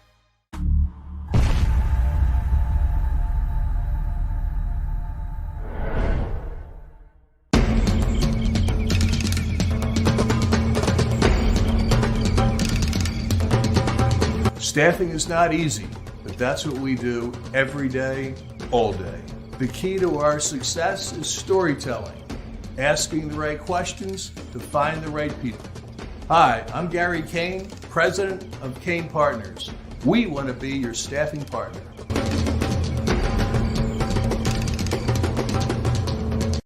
Since 1977, it's always been about you, the community, at Rafferty Subaru. And through the Subaru Love Promise, we prove we care by supporting charities like So Good Now. So Good Now helps kids in under-resourced areas by connecting them with student athletes to serve as mentors. We remove barriers so athletes can help youth in the corners of our communities where light and love are needed most. When you choose Rafferty Subaru, you help organizations like So Good Now. It's all about you at Rafferty Subaru. Do you stream on a Roku, Fire Stick, Google TV, or Apple TV? Now you can watch 6ABC 24/7 with the 6ABC Philadelphia streaming app. For the big story on Action News, Search 6ABC Philadelphia and start streaming today. EAGLES, Eagles.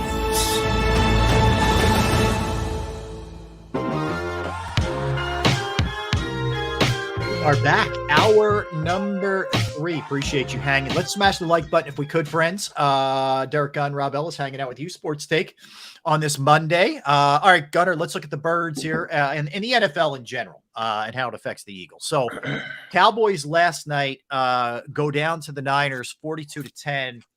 And you know what? I mean, in addition to it just being a hideously ugly game that just totally went off the rails for them, a lot of the old fears have to be creeping back in. I mean, Dak throws 3 picks.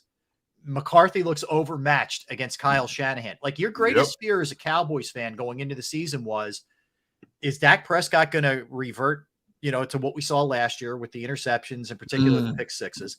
And now that McCarthy has even more control of this offense, is that a good thing ultimately? So, you saw it both last night. It reared its ugly head. Yeah, you look at the way the Eagles and the Dallas schedules play out. The Eagles are getting a favorable schedule now, and Dallas will get that favorable schedule in November when they play the Giants, Carolina, and Washington in consecutive weeks. But after that, then Dallas has to deal with Seattle, Philadelphia, Buffalo, Miami, Detroit in consecutive weeks. They still got a game coming up at the Chargers. Yeah, they got to deal with. That's this week. Next Monday night. The Chargers coming off a bye. And then after that, they get the Rams at home, and the Rams are not going to be a pushover. It's not an easy game. No. But, first of all, Trey Lance, part of the reason we brought you to Dallas, Trey, was so you can give us some insight into the mechanisms that make Kyle Shanahan's offense work. You stunk at giving us inside information. It's Trey Lance's fault. I blame Trey Lance. We're blaming Trey Lance for that loss last night. Trey Lance, you're brought here for a reason, and you blew it. Oh, my God. We should trade you to Carolina. That's what we should do. But, yeah, like we talked about earlier, for a minute it was a game, and then it wasn't. Kittle reemerged. Kittle had kind of been like Goddard in that it was quiet for him, and he didn't care. He's like, look, I want to win, man. You need me to block, I'll block, whatever.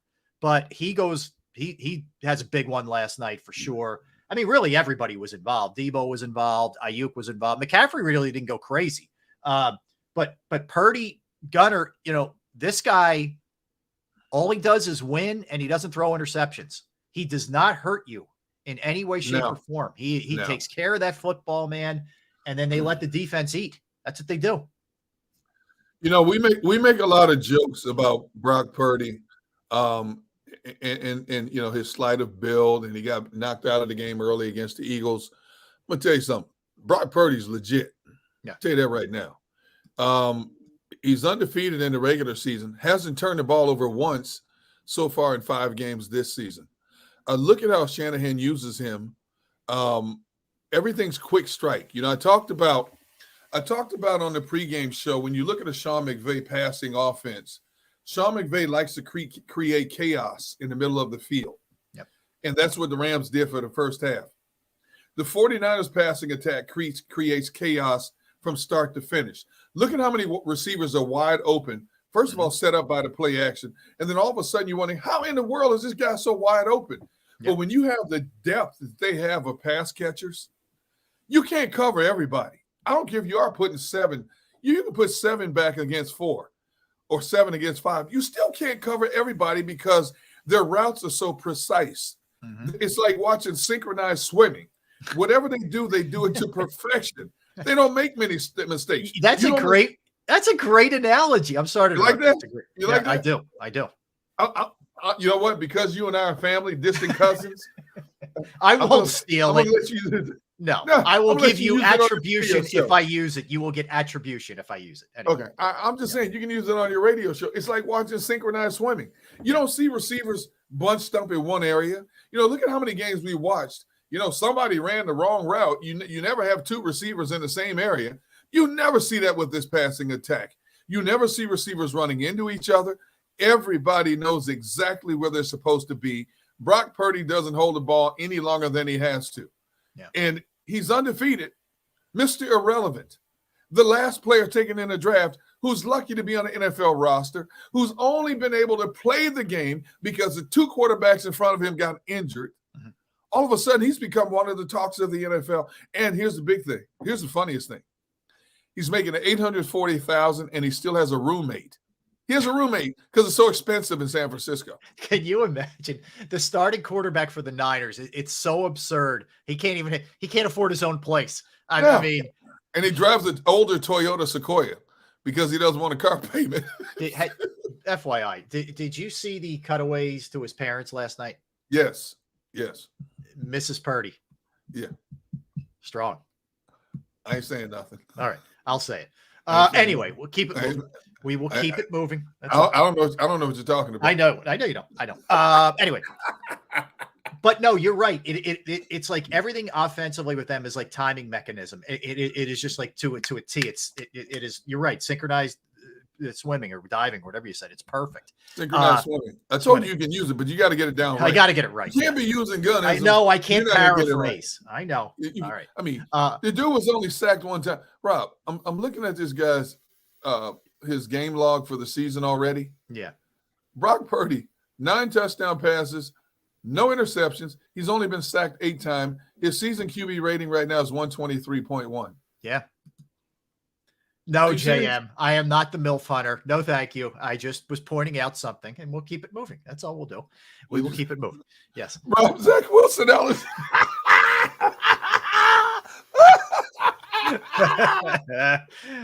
Good line. It was a good line.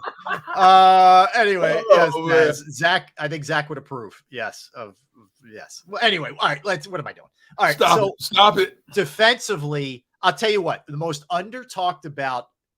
Maybe I might be overstating that, but a guy who probably, in my opinion, doesn't get quite enough love is Fred Warner. Oh my goodness. That guy is an absolute terror on the defensive side of the ball, and he showed it again last night. Why that's the case? Very seldom out of place, flows to the ball better than any inside linebacker in the game today. There's a reason why this dude is a Pro Bowler every year. He had a pick yesterday off a ricochet, happened to be in the right place at the right time. But you talk about big play money linebackers. I don't think there's any better right now in football than Fred Warner. Yeah. He's just that good on an already outstanding defense. Yes. He's the heart of that defense. They're awesome. There's no weakness. Nafis says blew Tony Pollard out of his socks. He did. He did. He did. He lit Pollard up. But I just wonder, Dallas 3-2 now. And, for all the hype that always accompanies them, for all the talk, oh, they're this, they're that, whatever. It's like, you look like the same team. You look like a team with a lot of talent. But ultimately, when you come up in a big spot, you come up small. Yeah. It just feels like we're headed down the same path. And believe me, I love it, but it just feels the same way. And it starts with the Dak. Dak is not going through his progressions, holds the ball too long. Now the one he threw 2 picks, but one of them was a ricochet. So I'll give him that. That happens. Yeah. But he's still not making the plays you expect a franchise quarterback who's been with that team as long as he has to make. He doesn't make enough plays consistently. Yeah. They don't utilize Brandon Cooks better than they do. He's a non-factor. He's non-factor. He's just there. I mean, that dude can take the top off of defense. Why are you not utilizing him more? Yeah. I don't get it. Yep. No, I agree. So they go down. So that moves the Niners to 5-0, Cowboys 3-2. See, if you look at the NFC East, Gunner, Eagles 5-0, Cowboys 3-2. So they have two game lead on them. The Giants, who we're going to get to in 1 second, a mess. Washington off of that embarrassment on Thursday night. I mean, it almost feels like you could just put those 2 away, and it's you just think about the Cowboys. All right, well, let's stay there for a minute. So the Giants, they lose pretty handily to the Dolphins yesterday. Their concern is Daniel Jones and that neck. So you remember he had neck issues a couple of years ago, and he re-injured it last night. I haven't seen anything. I've been following all our guys like Pat Leonard and Jordan Raynaud who cover the Giants. I haven't seen anything yet today, but not that he's lighting the world on fire, but man, he goes down. You could almost call it a wrap for this season for them. You may be calling it right now. The initial report I saw this morning, they don't think it's a serious injury, but this dude has been sacked 28 times in 5 games, 6 in the last 2 games. That's not even an offensive line in front of him. Oh. Those guys should be arrested for impersonating offensive linemen in the National Football League. I'm serious. Watching him get beat up the last 2 games, if I was Daniel Jones, you know what? Trade me. I don't care if you trade me to Canada right now. And I blame this, people make fun of Daniel Jones and his ineptness sometimes. This is not on Daniel Jones. Yeah. This is on the organization for not addressing the offensive line situation. You knew it was a problem this offseason. You did very little to address it. And now the quarterback who you gave money to, that big contract to, who a lot of people thought should not have gotten it, now he's paying the price. And you're standing here with egg on your face. What has happened to him the last 2 games is an embarrassment to offensive linemen in the National Football League. I mean, you got edge rushers going around their tackles like they're basically just running in the wind. The offensive tackles can't even get out of the stance before edge rushers are past them already, and they're blasting Daniel, and he's taking a beating for this. Yeah, no, I know. And on top of it, it's like how much Tina. You see a Tina. Okay, it's Monday. She's right. Monday. She's right. It's getting close to that point if you're him. I mean, I'm not going to sit here and say, oh, I feel so bad for him. He just got a massive payday. But there is a part of me when I watch these games, I'm like, what do you want from this dude? They have no talent on the outside other than Darren Waller. They're so Saquon dependent. If he's not 100%, you're screwed there. I think they got fooled by last year, Derek. They really did. I don't know that they self-scouted well enough to say, you know what, maybe, we snuck up on some people and blah, blah, blah. I think they sort of believe their own press clippings, honestly. I think Daniel Jones is a great athlete playing quarterback. I don't think he's a great quarterback, but you have basically handcuffed this dude and allowed him to be beat to a pulp because your offensive line couldn't block me or you. That's how bad that offensive line is. It's a shame watching them come out of a stance and people just going around them like they're not even standing there. Yeah. A lot of quarterbacks, when their offensive line plays well, what do? They buy them expensive gifts, like Rolex watches or weekend, hunting trips and stuff like that. If I was Daniel Jones, anything I bought this offensive line before, I want it all back now. I want everything back because you haven't earned it in any way, shape, or form. And I don't know how you're going to fix this. Now, they added Justin Pugh, I believe it was last week, to the offensive line. He was a former first-round pick. So he's got to get acclimated to what they're doing. It's a completely different system compared to what he was when he was with the Giants before. Yeah. You need to go out and find some offensive linemen. There's some offensive linemen sitting out there somewhere because what you have right now is an embarrassment to the New York Giants organization and the National Football League for calling themselves offensive linemen in the NFL. Great point. It can't get worse. I mean, you couldn't bring. Oh, yes, it can. I'm saying if you brought somebody in from the outside, they can't play worse than what they're playing now. But so they're 1-4, Derek. This was a playoff team last year. 1-4. Yes. 3 straight losses. The Commanders 3 straight losses. They started off 2-0, so those two are going south really fast. And guess what, Rob? They just got beat up by the Dolphins. Guess where they travel this week? To Buffalo. Coming off a loss too. Coming off a loss to Miami. Yeah, angry Buffalo. Are you kidding me? Telling you, man. That is hideous. All right, well, let's talk about the Dolphins here. The flip side of it. I don't know when they're right offensively. I'm not really sure what you do to stop this. I mean, when they're throwing Tyreek Hill at you, when they're throwing Akane at you, Mostert at you, Waddle at you. I don't know how you slow that train down. I mean, Buffalo did a good job 2 weeks ago, but they did. Man, I mean, Tua goes for over 300 in the air, 22 of 30, very efficient. Now, he did have a couple of bad picks, mind you. That was a problem. But Devon Akane, Gunner, 11 rushes, $151. He averaged 13.7 per carry. How's that possible? Tyreek Hill, 8 for 181. That's 22.6 per catch. You know, Waddle didn't do much, and they still put up 31 points yesterday. Tyreek Hill was ticked off because Buffalo held him to under 100 yards last week. Man, did he make up for it yesterday. I don't know how you slow that offense down. I told you at the top of the show I found this stat, and it was posted by Adam Schefter. And here's a stat that you need. All you need to know about Miami is this. Through 5 games, Miami has 2,568 yards of total yards of offense, and now has surpassed the 2000 St. Louis Rams and their 25-27 total yards for the most total yards of an offense by a team in its first 5 games of a season in NFL history. This team has almost 2,600 yards of offense in 5 games. You know, you look at Miami's point total this season: 36, 24, 70, 48, 31. I mean, are you serious? It's ridiculous. If Tua stays healthy, Tua's going to be an MVP candidate if he stays healthy this year. Yeah, no question about it. I agree. All right, let's go to this one. We talked about it earlier. So the Jets beat, but I tell you, the Broncos stink. The Broncos are a cough up by the Bears away from being winless.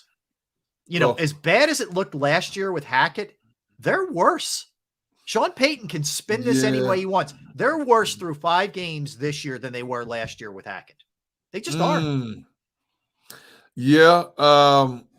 And I don't understand it, because when you look at the talent on this Broncos team, I don't understand how they're this discombobulated. You know, Cortland Sutton, great receiver, has 1 catch for 13 yards. Jerry Jeudy, phenomenal talent, 6 catches, 50 yards. They can't get any offense going. They can't run the football. They can't do much of anything. You know, they had, what was the rushing total? Now, they did have 139 yards rushing on 22 carries.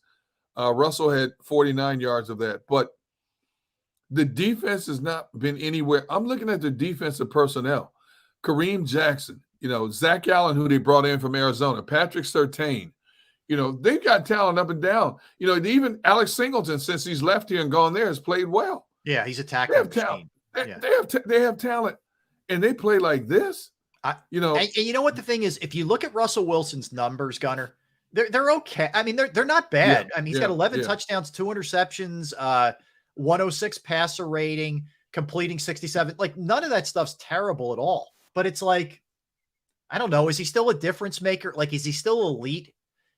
You know what I mean? Like, he doesn't look as bad as he looked last year, but is he still really special? I don't know if he is. I'm looking at Zach Wilson's log from this season alone, and this is why I'm sure a lot of people are frustrated with him. I mean, he's got 4 touchdowns and 5 interceptions. Yeah. He's still not getting it. You know, 3 consecutive losses before they won against Denver. They scored 10, 10, and 20 points. Now, granted, it was against Dallas, Belichick's defense, and Kansas City. 10, 10, and 20 points. But he's not coming close to what they had hoped he would be. Now, you spent all offseason tutoring under Aaron Rodgers. You told the general public that you've learned so much from him in a short amount of time, and yet you still can't translate that to your play on the field. And that's why I said coming in here, I'd be shocked if the Jets can score 20 points on this Eagles defense, to be honest with you. Yep. And that Jets defense is a monster. Hey, look, let me tell you something. Good. Dude, they got Pro Bowlers across the board. Trenches, linebackers, secondary. There's no weakness as you work your way back off the defensive line. There isn't. And I wouldn't be surprised if that if that Jets defense will be on the field at least 35 minutes against this Eagles offense on Sunday. I really would. I agree with you. Look, I think it's that's the challenge this week. I mean, the Jets defense is very, very good and very deep. The Eagles have their work cut out for them offensively. They are. I'd be curious if this is one of those run games or it's a pass game. You know, the Eagles can do both. But we'll see. But all right. I think they're going to have to throw the ball. I don't know if they can run on this Jets defense. Yeah. I think they're going to have to throw it. But if the Jets defense is on the field 35, 37 minutes, they're going to be sucking wind. Yeah. It's going to be advantage Eagles. They're going to be sucking wind. No question. That's a good point. The one thing I will say about the Jets offense that you have to make note of, Breece Hall's really good. And there was no pitch count for him yesterday. They just let him loose, and he had a big game. Breece Hall's legit. So he's going to be the guy you got to key on from a defensive standpoint. For the Eagles. There's no question. He had 22 carries for $177. He took off on a 72-yard run. Yeah, he's a beast. Obviously, that knee is all the way back. They had 234 yards rushing on Denver's defense. I mean, man, they're freight training people on the running game. And Dalvin Cook hasn't done much of anything since he's been there. It's been slow for him. It really has. I thought he'd have more of an impact. I wonder. Exactly. I don't think he's done, but you wonder what's going on there. Things are getting real interesting in New England, Derek. So they lose 34-0 to the Saints. Yet another game where Mac Jones is pulled, 2 interceptions. They haven't scored a touchdown now in 34 possessions. Have the Patriots. And Belichick said after the game, Jones is still our guy. But you got to wonder, at some point, do you not just do something to shake this up? It just feels listless. And they're done in that division with Miami. There's no question. They're cooked. Forget it. But I mean, what is New England going to do? Your options are Bailey Zappi and Will Greer. Yeah, it's not. I mean, what are they going to do? It's not going to be. It's not getting any better. Mm-hmm. I just can't believe they're this bad. I thought Bill O'Brien would be the savior to Mac Jones. I thought Bill O'Brien would get Mac Jones back to that 2021 rookie season when people were saying, "Hey, you know what? The Patriots may have gotten a steal at a quarterback here." But right now, he's worse than he was last year. Yeah. And the offensive line is not bad. You've got a good running back tandem in, Ramondre Stevenson and Zeke. You've got decent receivers. You got Kendrick Bourne, some Juju Smith-Schuster, Devontae Parker. You got 2 great tight ends in Hunter Henry and Mike Gesicki. Yep. What's the problem with this team? I don't know. And I'm with you. Like they look, it doesn't look a whole lot different than last year when it was the Patricia Judge, combo platter. No. So, you do wonder at some point, not only Belichick's future going forward, but also do they take away the GM title from him and just say you're coaching? Oh, and if that's the case, does he walk if he loses that? Because they haven't selected obviously well enough in the draft. They haven't made good enough moves in free agency, trades, whatever. They're not talented enough collectively from a roster standpoint. They're just not. And there's no Tom Brady to bail you out.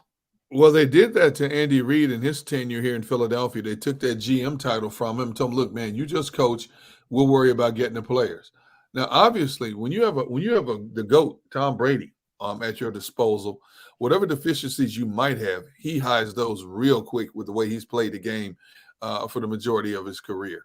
But since Tom Brady has left, there's a lot of things that have been exposed about this Patriots organization. And then, of course, we heard in the spring, but even before OTA started, there could be tension between Robert Kraft and Tom Belichick. Kraft is not happy with the direction his team is going. He's tired of watching these losing seasons, and who knows? Belichick.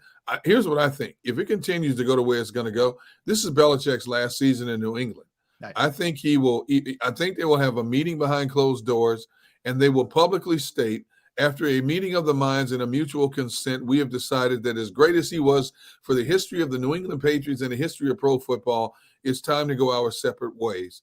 Belichick will sit back because there's going to be about 4 or 5 jobs that are going to be open after the season. He will sit back and probably take the best of the best, come back into coaching, and finish off becoming the all-time winningest coach. I believe he wants that record to be the all-time winningest coach. I agree with you. I think it is very possible he's coaching somewhere else next year. I think that is a distinct possibility. Elsewhere. Oh, by the way, so Dable said that they're optimistic about Jones and he may even play this week. Okay. So that's the latest. Saquon getting closer. Daniel Jones.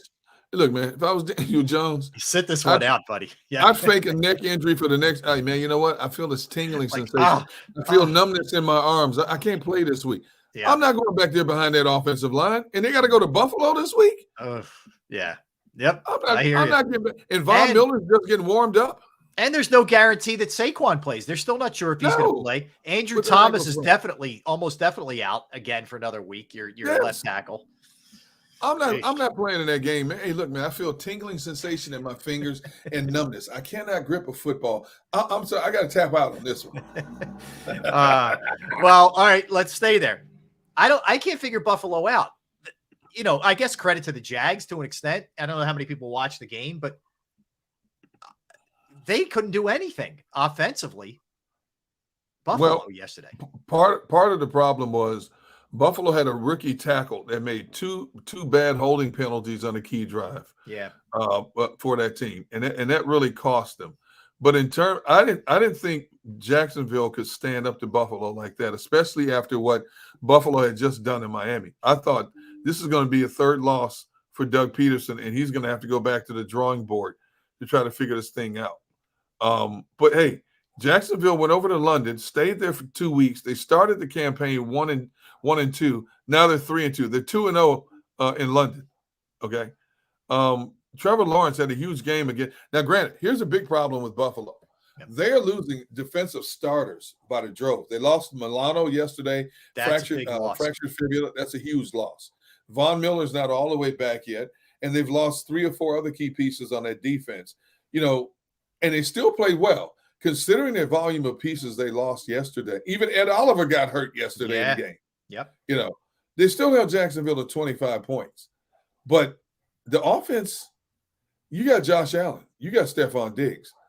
You got you got to make stuff happen here. You got Latavius Murray, you got James Cook running the football, you got Damian Harris, you got running backs, you got offensive line. You got to make stuff happen. Jacksonville's not a defense that should have held them to 25 points. No way. No.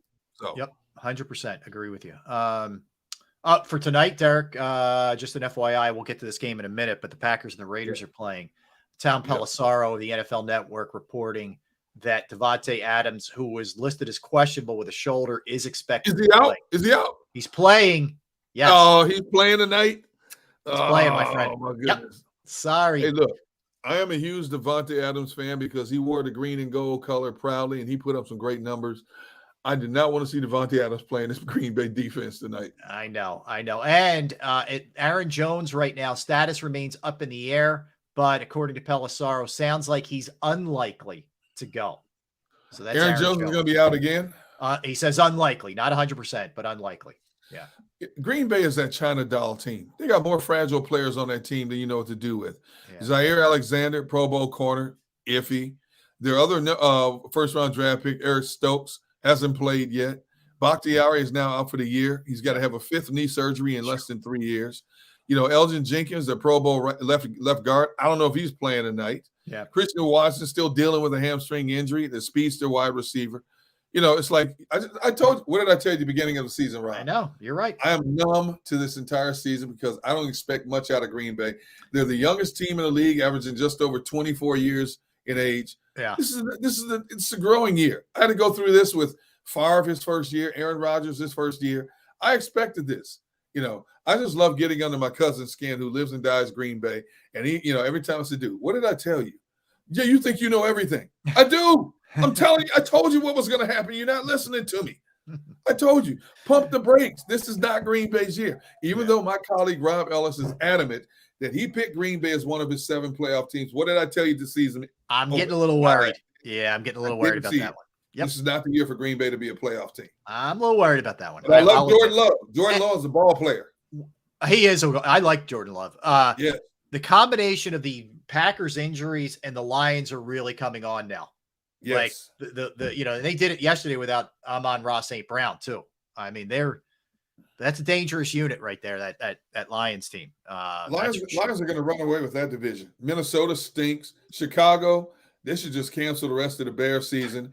And Green Bay's in a growing mode. If Green Bay finishes 500, that's a win season for Green Bay if they go 500 this season. Yeah, Lions put a 42 spot up yesterday. Against Carolina. David Montgomery's been awesome.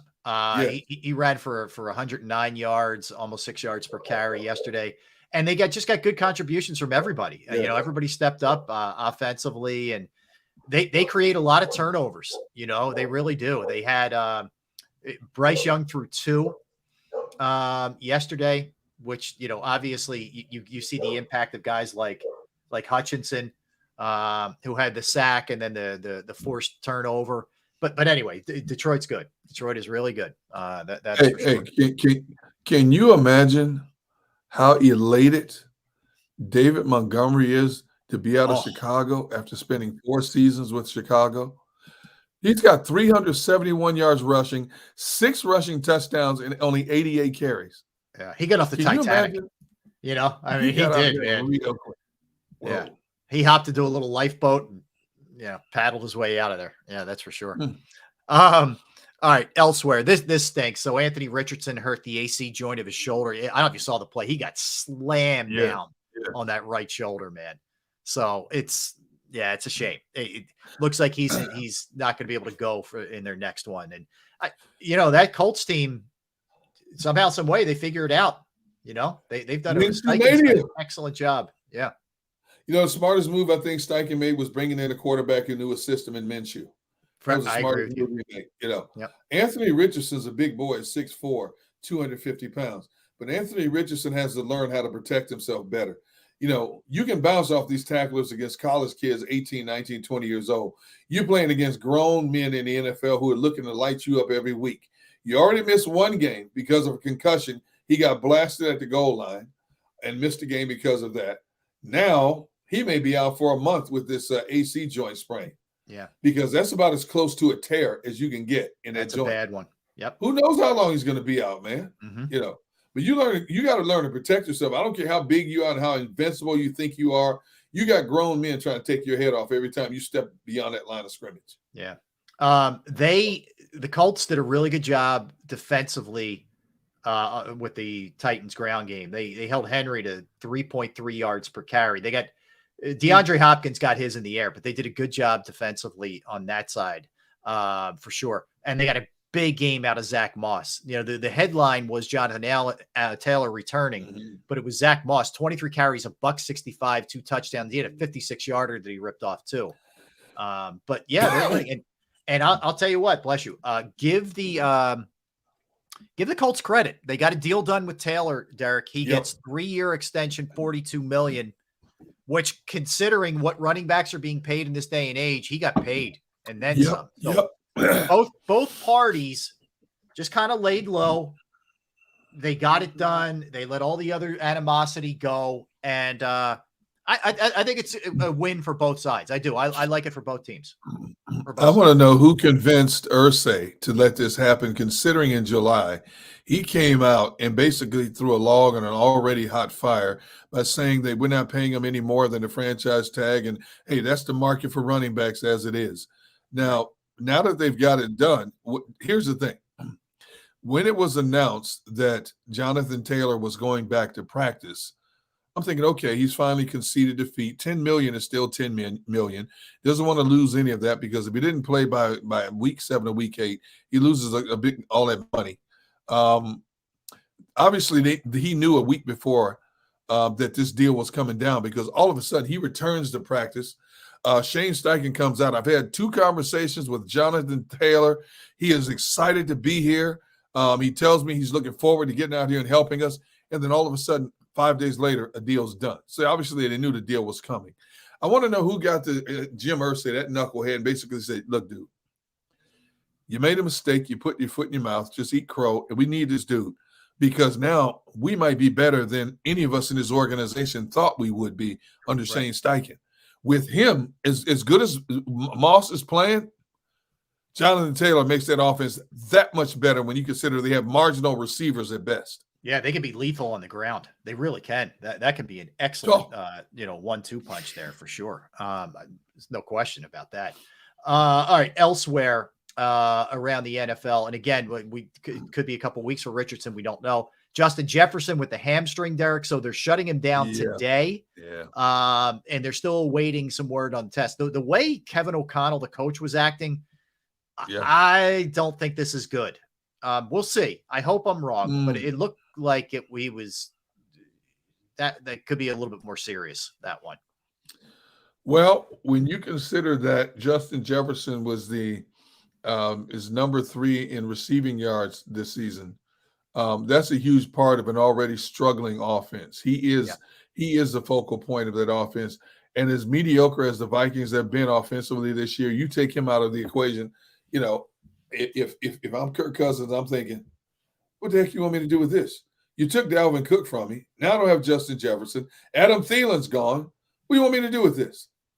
You know, I understand you paid Hawkinson, made him the highest paid tight end. And we can't stretch the field with a tight end. Right. We need some weapons here. Mm-hmm. You know, Madison's not that guy at running back. The young receiver they picked up in the first round is still finding his way. Yeah. You know, Minnesota's in a hot mess. And I'm all for it. Thank you very much. All right. So I didn't want to gloss over the Jets win over Denver. You know what that means to Nathaniel Hackett. He got bad mouthed out the door. Sean Payton, you know, just threw a Molotov cocktail on his era. Not that it was good, but he crushed him out the door. You know, and I thought the Jets played it perfectly this week. They made him a team captain on Friday. The player, like Hackett didn't say anything, but the players all had his back publicly. And then they go out, they win, and they present him with the team ball afterwards, the game ball. I thought that was really, really cool. I thought I'm happy for the guy because he did get dumped on in a big way. That is respect at its finest when your entire offense rallies around you. And we heard going into the game, days going into the game, they wanted to win this one for Hackett because let's face it, Sean Payton stepped across the imaginary line of what you say and what you don't say, you know, and that's going to haunt him the rest of the season. And he's got to eat crow. He had to stand over there on that sideline and watch the Jets freight train his defense up and down the field, running the football 32 times for 232 yards.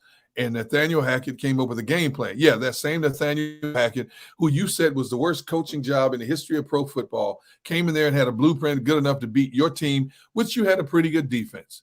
So you got to eat crow with this one. And, oh, by the way, everybody who thought, including me, Sean Payton would immediately turn that Denver team around.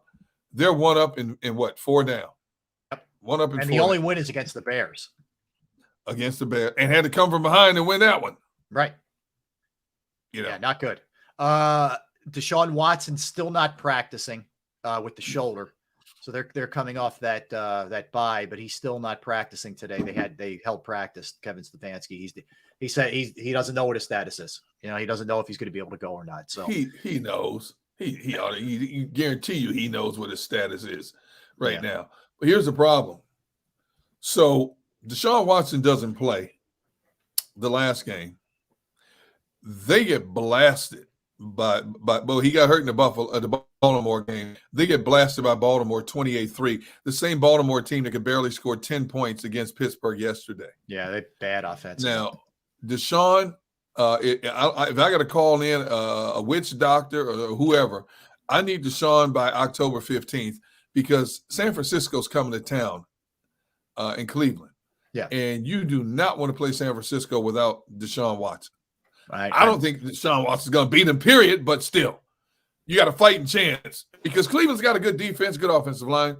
But if Deshaun Watson's not playing, it could be another route. I agree with Wrap you. it up.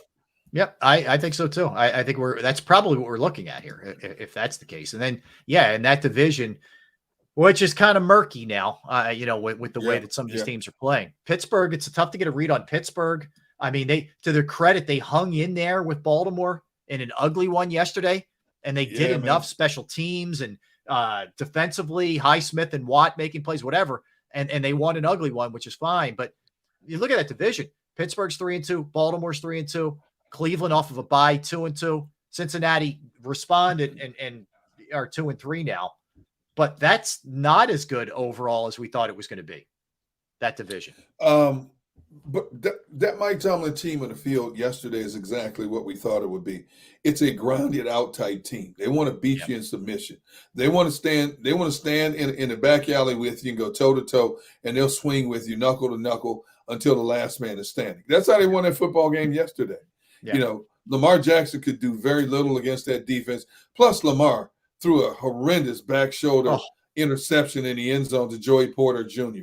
Yep. Terrible throw. Was. But still, Pittsburgh's defense held you to 10 points after you just came off a 28-point performance. That's a Mike Tomlin Pittsburgh team. Yeah. They don't care about being pretty. They just want to be successful. Yeah, I agree. All right. Elsewhere, the Falcons, this was a back and forth one. The Falcons beat the Texans 21-19. Atlanta now moves to 3-2. Texans now 2-3. I think we hit every other game, didn't we? Oh, and the Bengals won 34-20 over the Cardinals. It looked like Burrow looked more like himself in that game, hit Chase a bunch of times. Yeah, one really pretty deep one, like a long one. That was nice. And then, of course, the Chiefs beat the Vikings in a pretty game that was relatively close for a while as well. 27-20. One of the things of note in that game, Travis Kelce goes down, as we mentioned, non-contact. Yep. Then came back later in the game. And I think he had a touchdown in the game as well, maybe a 2-point conversion. He did. Yeah. He had a touchdown. Yeah. Yep. Yeah. So he came back. They won. Kansas City and their ankle injuries. They ought to write a book about how to overcome ankle injuries and get back on the field of play. You know, you look at Mahomes last season limping around. All of a sudden, playoff game against Cincinnati, he's running like Usain Bolt. Super Bowl game against the Eagles, he's running down the field like Carl Lewis. Man, and Travis Kelce limps off the field, throws his helmet, goes into the locker room, comes back out, touchdown catch for Travis Kelce. Yeah. I mean, seriously, I know. But kudos to my boy Rick Burkholder for getting these guys up. He does do an amazing job. Yeah, that's for sure. All right, let's get a timeout. We're going to hit one of the all-time instances of coaching malpractice in the college game. Happened Saturday at the U. So we'll talk about that. We'll dig into a bunch of other things as well. Believe it or not, the Sixers played last night, Derek. I know. And the Flyers kick off their season Thursday. Already? For real. Yes. Oh. We'll talk about it all when we come back. I could see your excitement. We'll do that. Round out some Eagle stuff and some Phillies. We'll give predictions on tonight's Phillies game as well. Birthdays, movies. Got it all in store. Don't go anywhere. He's Derek Gunn. I'm Rob Ellis. We are Sports Take. Right back.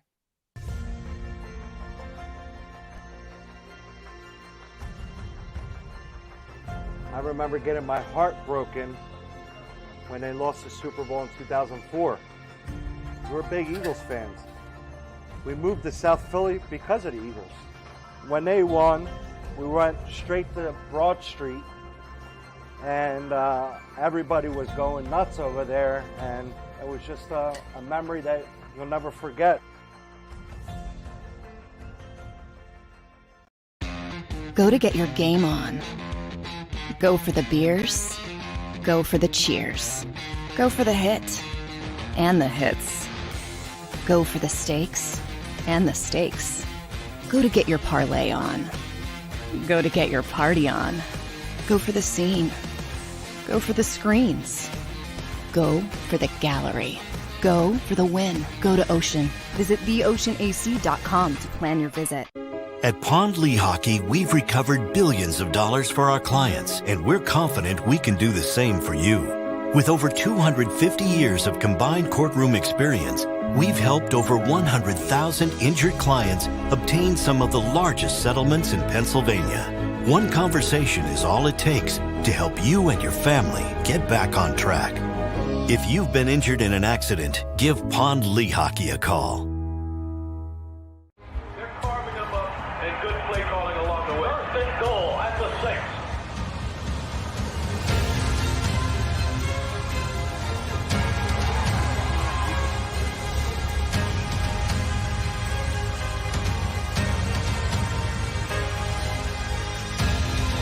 On the field of life, First Trust Bank is there for you. Champions on 3. 1, 2, 3. Because Philadelphia dreams deserve a Philadelphia bank.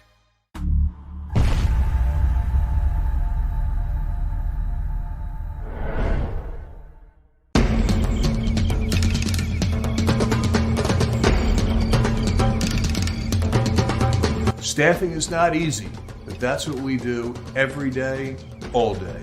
The key to our success is storytelling, asking the right questions to find the right people. Hi, I'm Gary Kane, president of Kane Partners. We want to be your staffing partner.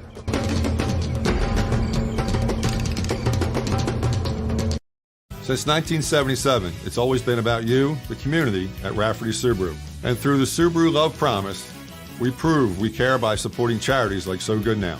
Sogonow helps kids in under-resourced areas by connecting them with student athletes to serve as mentors. We remove barriers so athletes can help youth in the corners of our communities where light and love are needed most. When you choose Rafferty Subaru, you help organizations like So Good Now. It's all about you at Rafferty Subaru.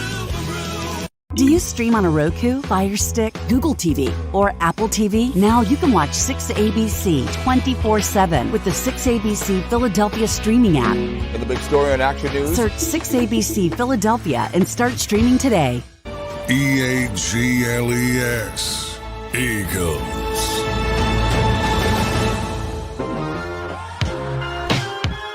Final segment of the show. Welcome back, everybody. That's Derek Gunn. I'm Rob Ellis. We're hanging out with you. We are Sports Take. All right, Gunner, I don't know if you saw this because it was, in a lot going on Saturday night, but Miami, University of Miami is up with time dwindling down, and all they had to do was kneel on the football against Georgia Tech to ice it. And even during the broadcast, the announcers are saying, I don't know what they're doing here, why they're not in victory formation. Just take the snap, go to a knee, goodbye. They end up handing it off. Worst case scenario, they fumble. Georgia Tech gets the ball back and miraculously on the last play of the game connect on a touchdown pass. I mean, Mario Cristobal, you talk about asleep at the wheel. You talk about just unacceptable.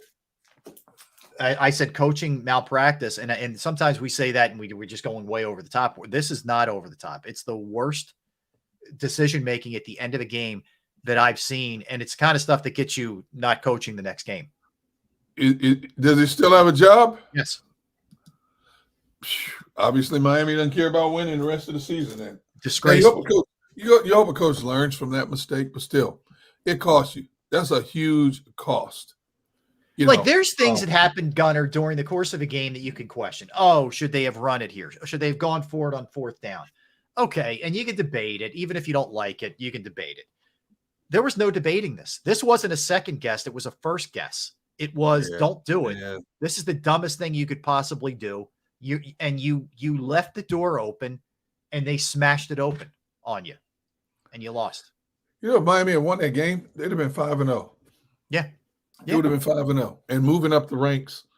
That's a huge gaffe because Georgia Tech is okay, nothing special. I mean, Georgia should not be losing to them. It shouldn't even been close, and so he'll take heat and hopefully bounce back. But you're right, he's been around the game long enough to know better. I mean, seriously, it doesn't take a rocket scientist to know if you have a lead and seconds are ticking away. What do? Protect the football. You don't give the opposition a chance to swat at the ball and knock it out. Sure enough, it happens. But I'm sure there's a lot of heat he's taking down there in Miami today. Yeah, and rightfully so. He should take a lot of heat. We didn't really get a chance to get to this. So what do you think tonight? Raiders and Green Bay are the game tonight. This game's in Vegas. Oh. Vegas is a 2-point favorite in the game, Derek. Vegas 1-3, Raiders 2-2. Let's see. Raiders 1-3, Packers 2-2. Yeah. Let me see. Jimmy Garoppolo, I guess he's been cleared to play. Let's see. The Raiders won their first game 17-16 against the Broncos. Then they lost. Oh my goodness. Well, the schedule's not easy. They lost to Buffalo, Pittsburgh, Chargers. Yep. So that's not easy.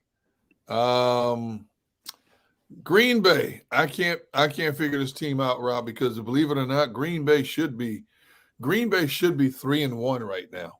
Okay. They blew that game against Atlanta because of a miscue between the center and the quarterback, and they would have run out the clock. No, Atlanta gets the ball back, field goal, game winner.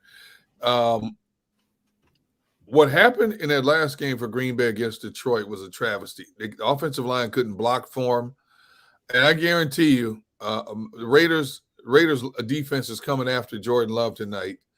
We don't know who's playing for Green Bay, to be honest. You got Pro Bowlers out everywhere. If Jair Alexander's playing the matchup against Devontae Adams, I like Green Bay's chances. If he's not playing, I got to pick the Raiders by 3. I like the really do. Raiders. Yeah, I think the Raiders Raiders at win home. this one at home. Oh, it Yeah. hurts me to say that. That I hurts. think it's a kind of a tough spot for Green Bay. I do. I think it's a Raiders game. Yeah, I do. It hurts even more so because my wife's family out in Southern California is huge Raiders fans, you know. Right. And I'm sure I'll be getting the texts later in the night if the Raiders lose, if the Packers lose this game. I won't respond. Like my brother won't respond to me. I won't respond, but I got to hear my phone humming for about 30 minutes after the game. So I got you. It is what it is. All right, let's do some birthdays and some movies here. Oh, by the way, Sixers played last night. No Embiid, no Harden, no DeAnthony Melton. Nobody cares. Maxey and Jaden Springer played well against Boston in a preseason game. So why would you play Maxey in a game like that? Why? He doesn't need to work. Boston played Tatum. Boston had some of their big boys in there. So I don't know. We'll see. They're getting closer. They're back home. Their camp continues at home. Not all that far away from the regular season. The Flyers start this week too, which is crazy. Will you watch the Flyers' first game? Yeah, because I want to see the level. I was going to say the level of badness, but I want to see like just what we have on our hands here. If they're going to be like historically bad. Like I was talking to Al Morgani on Saturday, and I said to him, "What are we talking about here? Worst team in the league?" He said, "No, they're definitely not the worst team in the league." He said, "Bottom 5-ish." Yeah, bottom 5 to 7 is where he thinks they are. Okay, so they open the season Thursday night. They open the season. Correct? Yeah, they play I believe it's Thursday, Saturday, off the top of my head. I'm pulling it up right now. See, Thursday night I'll be watching the Broncos and the Chiefs. Yeah, it is Thursday. They're at Columbus and then they're at Ottawa Saturday at 1 in the afternoon. Yeah, see, I won't be watching Thursday night. You can text me and tell me the score. All right, I'll keep you up to speed. All right, let's do some birthdays here. All right, so we'll start. John Lennon, the great John Lennon, would have been 83 years old today. Was born in 1940. He was assassinated in 1980. John Lennon. Bella Hadid, one of the twins, where there's one of the sisters of with Gigi, and the other sister, she is 27 today. Guillermo del Toro, the director, is 59 years. Oh, Gunnar, I watched Reptile. How'd you like it? I liked it. See, I told you. watched it Friday night. Yeah, it's Benicio del Toro, who also wrote part of the screenplay. He was a co-writer. Yes, one of my favorite actors. Yes. Yeah, he's excellent. He was very good. I didn't realize Justin Timberlake was in it. Yes. Yeah, it was good. I liked it. It was a thriller. You know, you didn't quite know where it was going. It was good. I'm not going to give it away, but it was good. Have you seen these two movies, both with Chris Hemsworth in them? Have you seen The Covenant? And no, that's my next one. Covenant's the next one. And Covenant 2. He plays in both ends of the movie. You like action movies? You'll love these two movies. Okay. I'm on it. All right. Sharon Osbourne, Ozzy Osbourne's wife, is 70.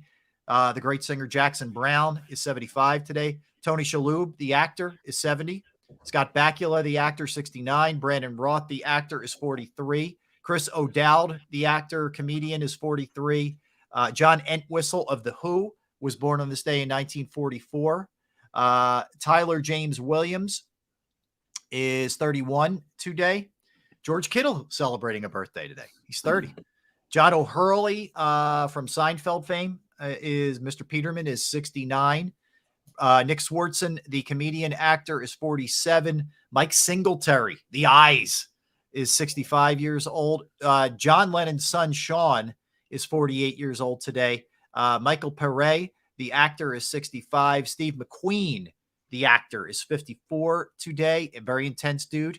Robert Wall is 72. Starling Marte, 35. Jimbo Fisher, 58. Annika Sorenstam is 53. What else do you have? One of the great women golfers Phenomenal. of all time. Yeah. Did you have Joe Pepitone? No. Joe Pepitone's 83, still with us. Okay. Cam Robinson, starting offensive tackle for Jacksonville Jaguars, 28. Yep. Charles R. Walgreen, the founder of Walgreens Drugstores, Oh, wow. born on this day in 1873. Kenny Anderson, former second overall pick from the New Jersey Nets back in 1991. is 53. He's a head coach at Fisk University. Fisk. And Walter O'Malley, who took the Brooklyn Dodgers to L.A., was born on this day, 1903. And, oh, by the way, thank you, Tone, for correcting me. The Covenant is with Jake Gyllenhaal. You have to see that movie. That's the one you said to watch, which I'm going to watch. Covenant. Yes. The other one is called Extraction and Extraction 2 with Chris Hemsworth. Gotcha. All three movies, if you like action, great storylines, kind of predictable, but still very good entertaining movies. I just gave you your entire movie list for the week, my friend. Thank you, sir. All right, movies. A River Runs Through It, which should be right up your alley. Gunner, fishing. Classic. Yep. I 1992. just love the storyline. Brad Pitt, yes. It's excellent.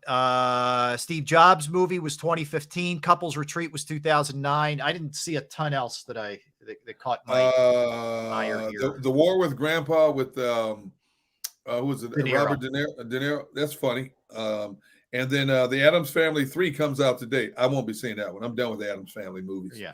I'm done with that stuff. Done. All right. Done, All right. Robert. Yep. That's do it. That'll do it. All right. So tomorrow we will recap game 2 of the Phillies and the Braves, NLDS, and then look ahead.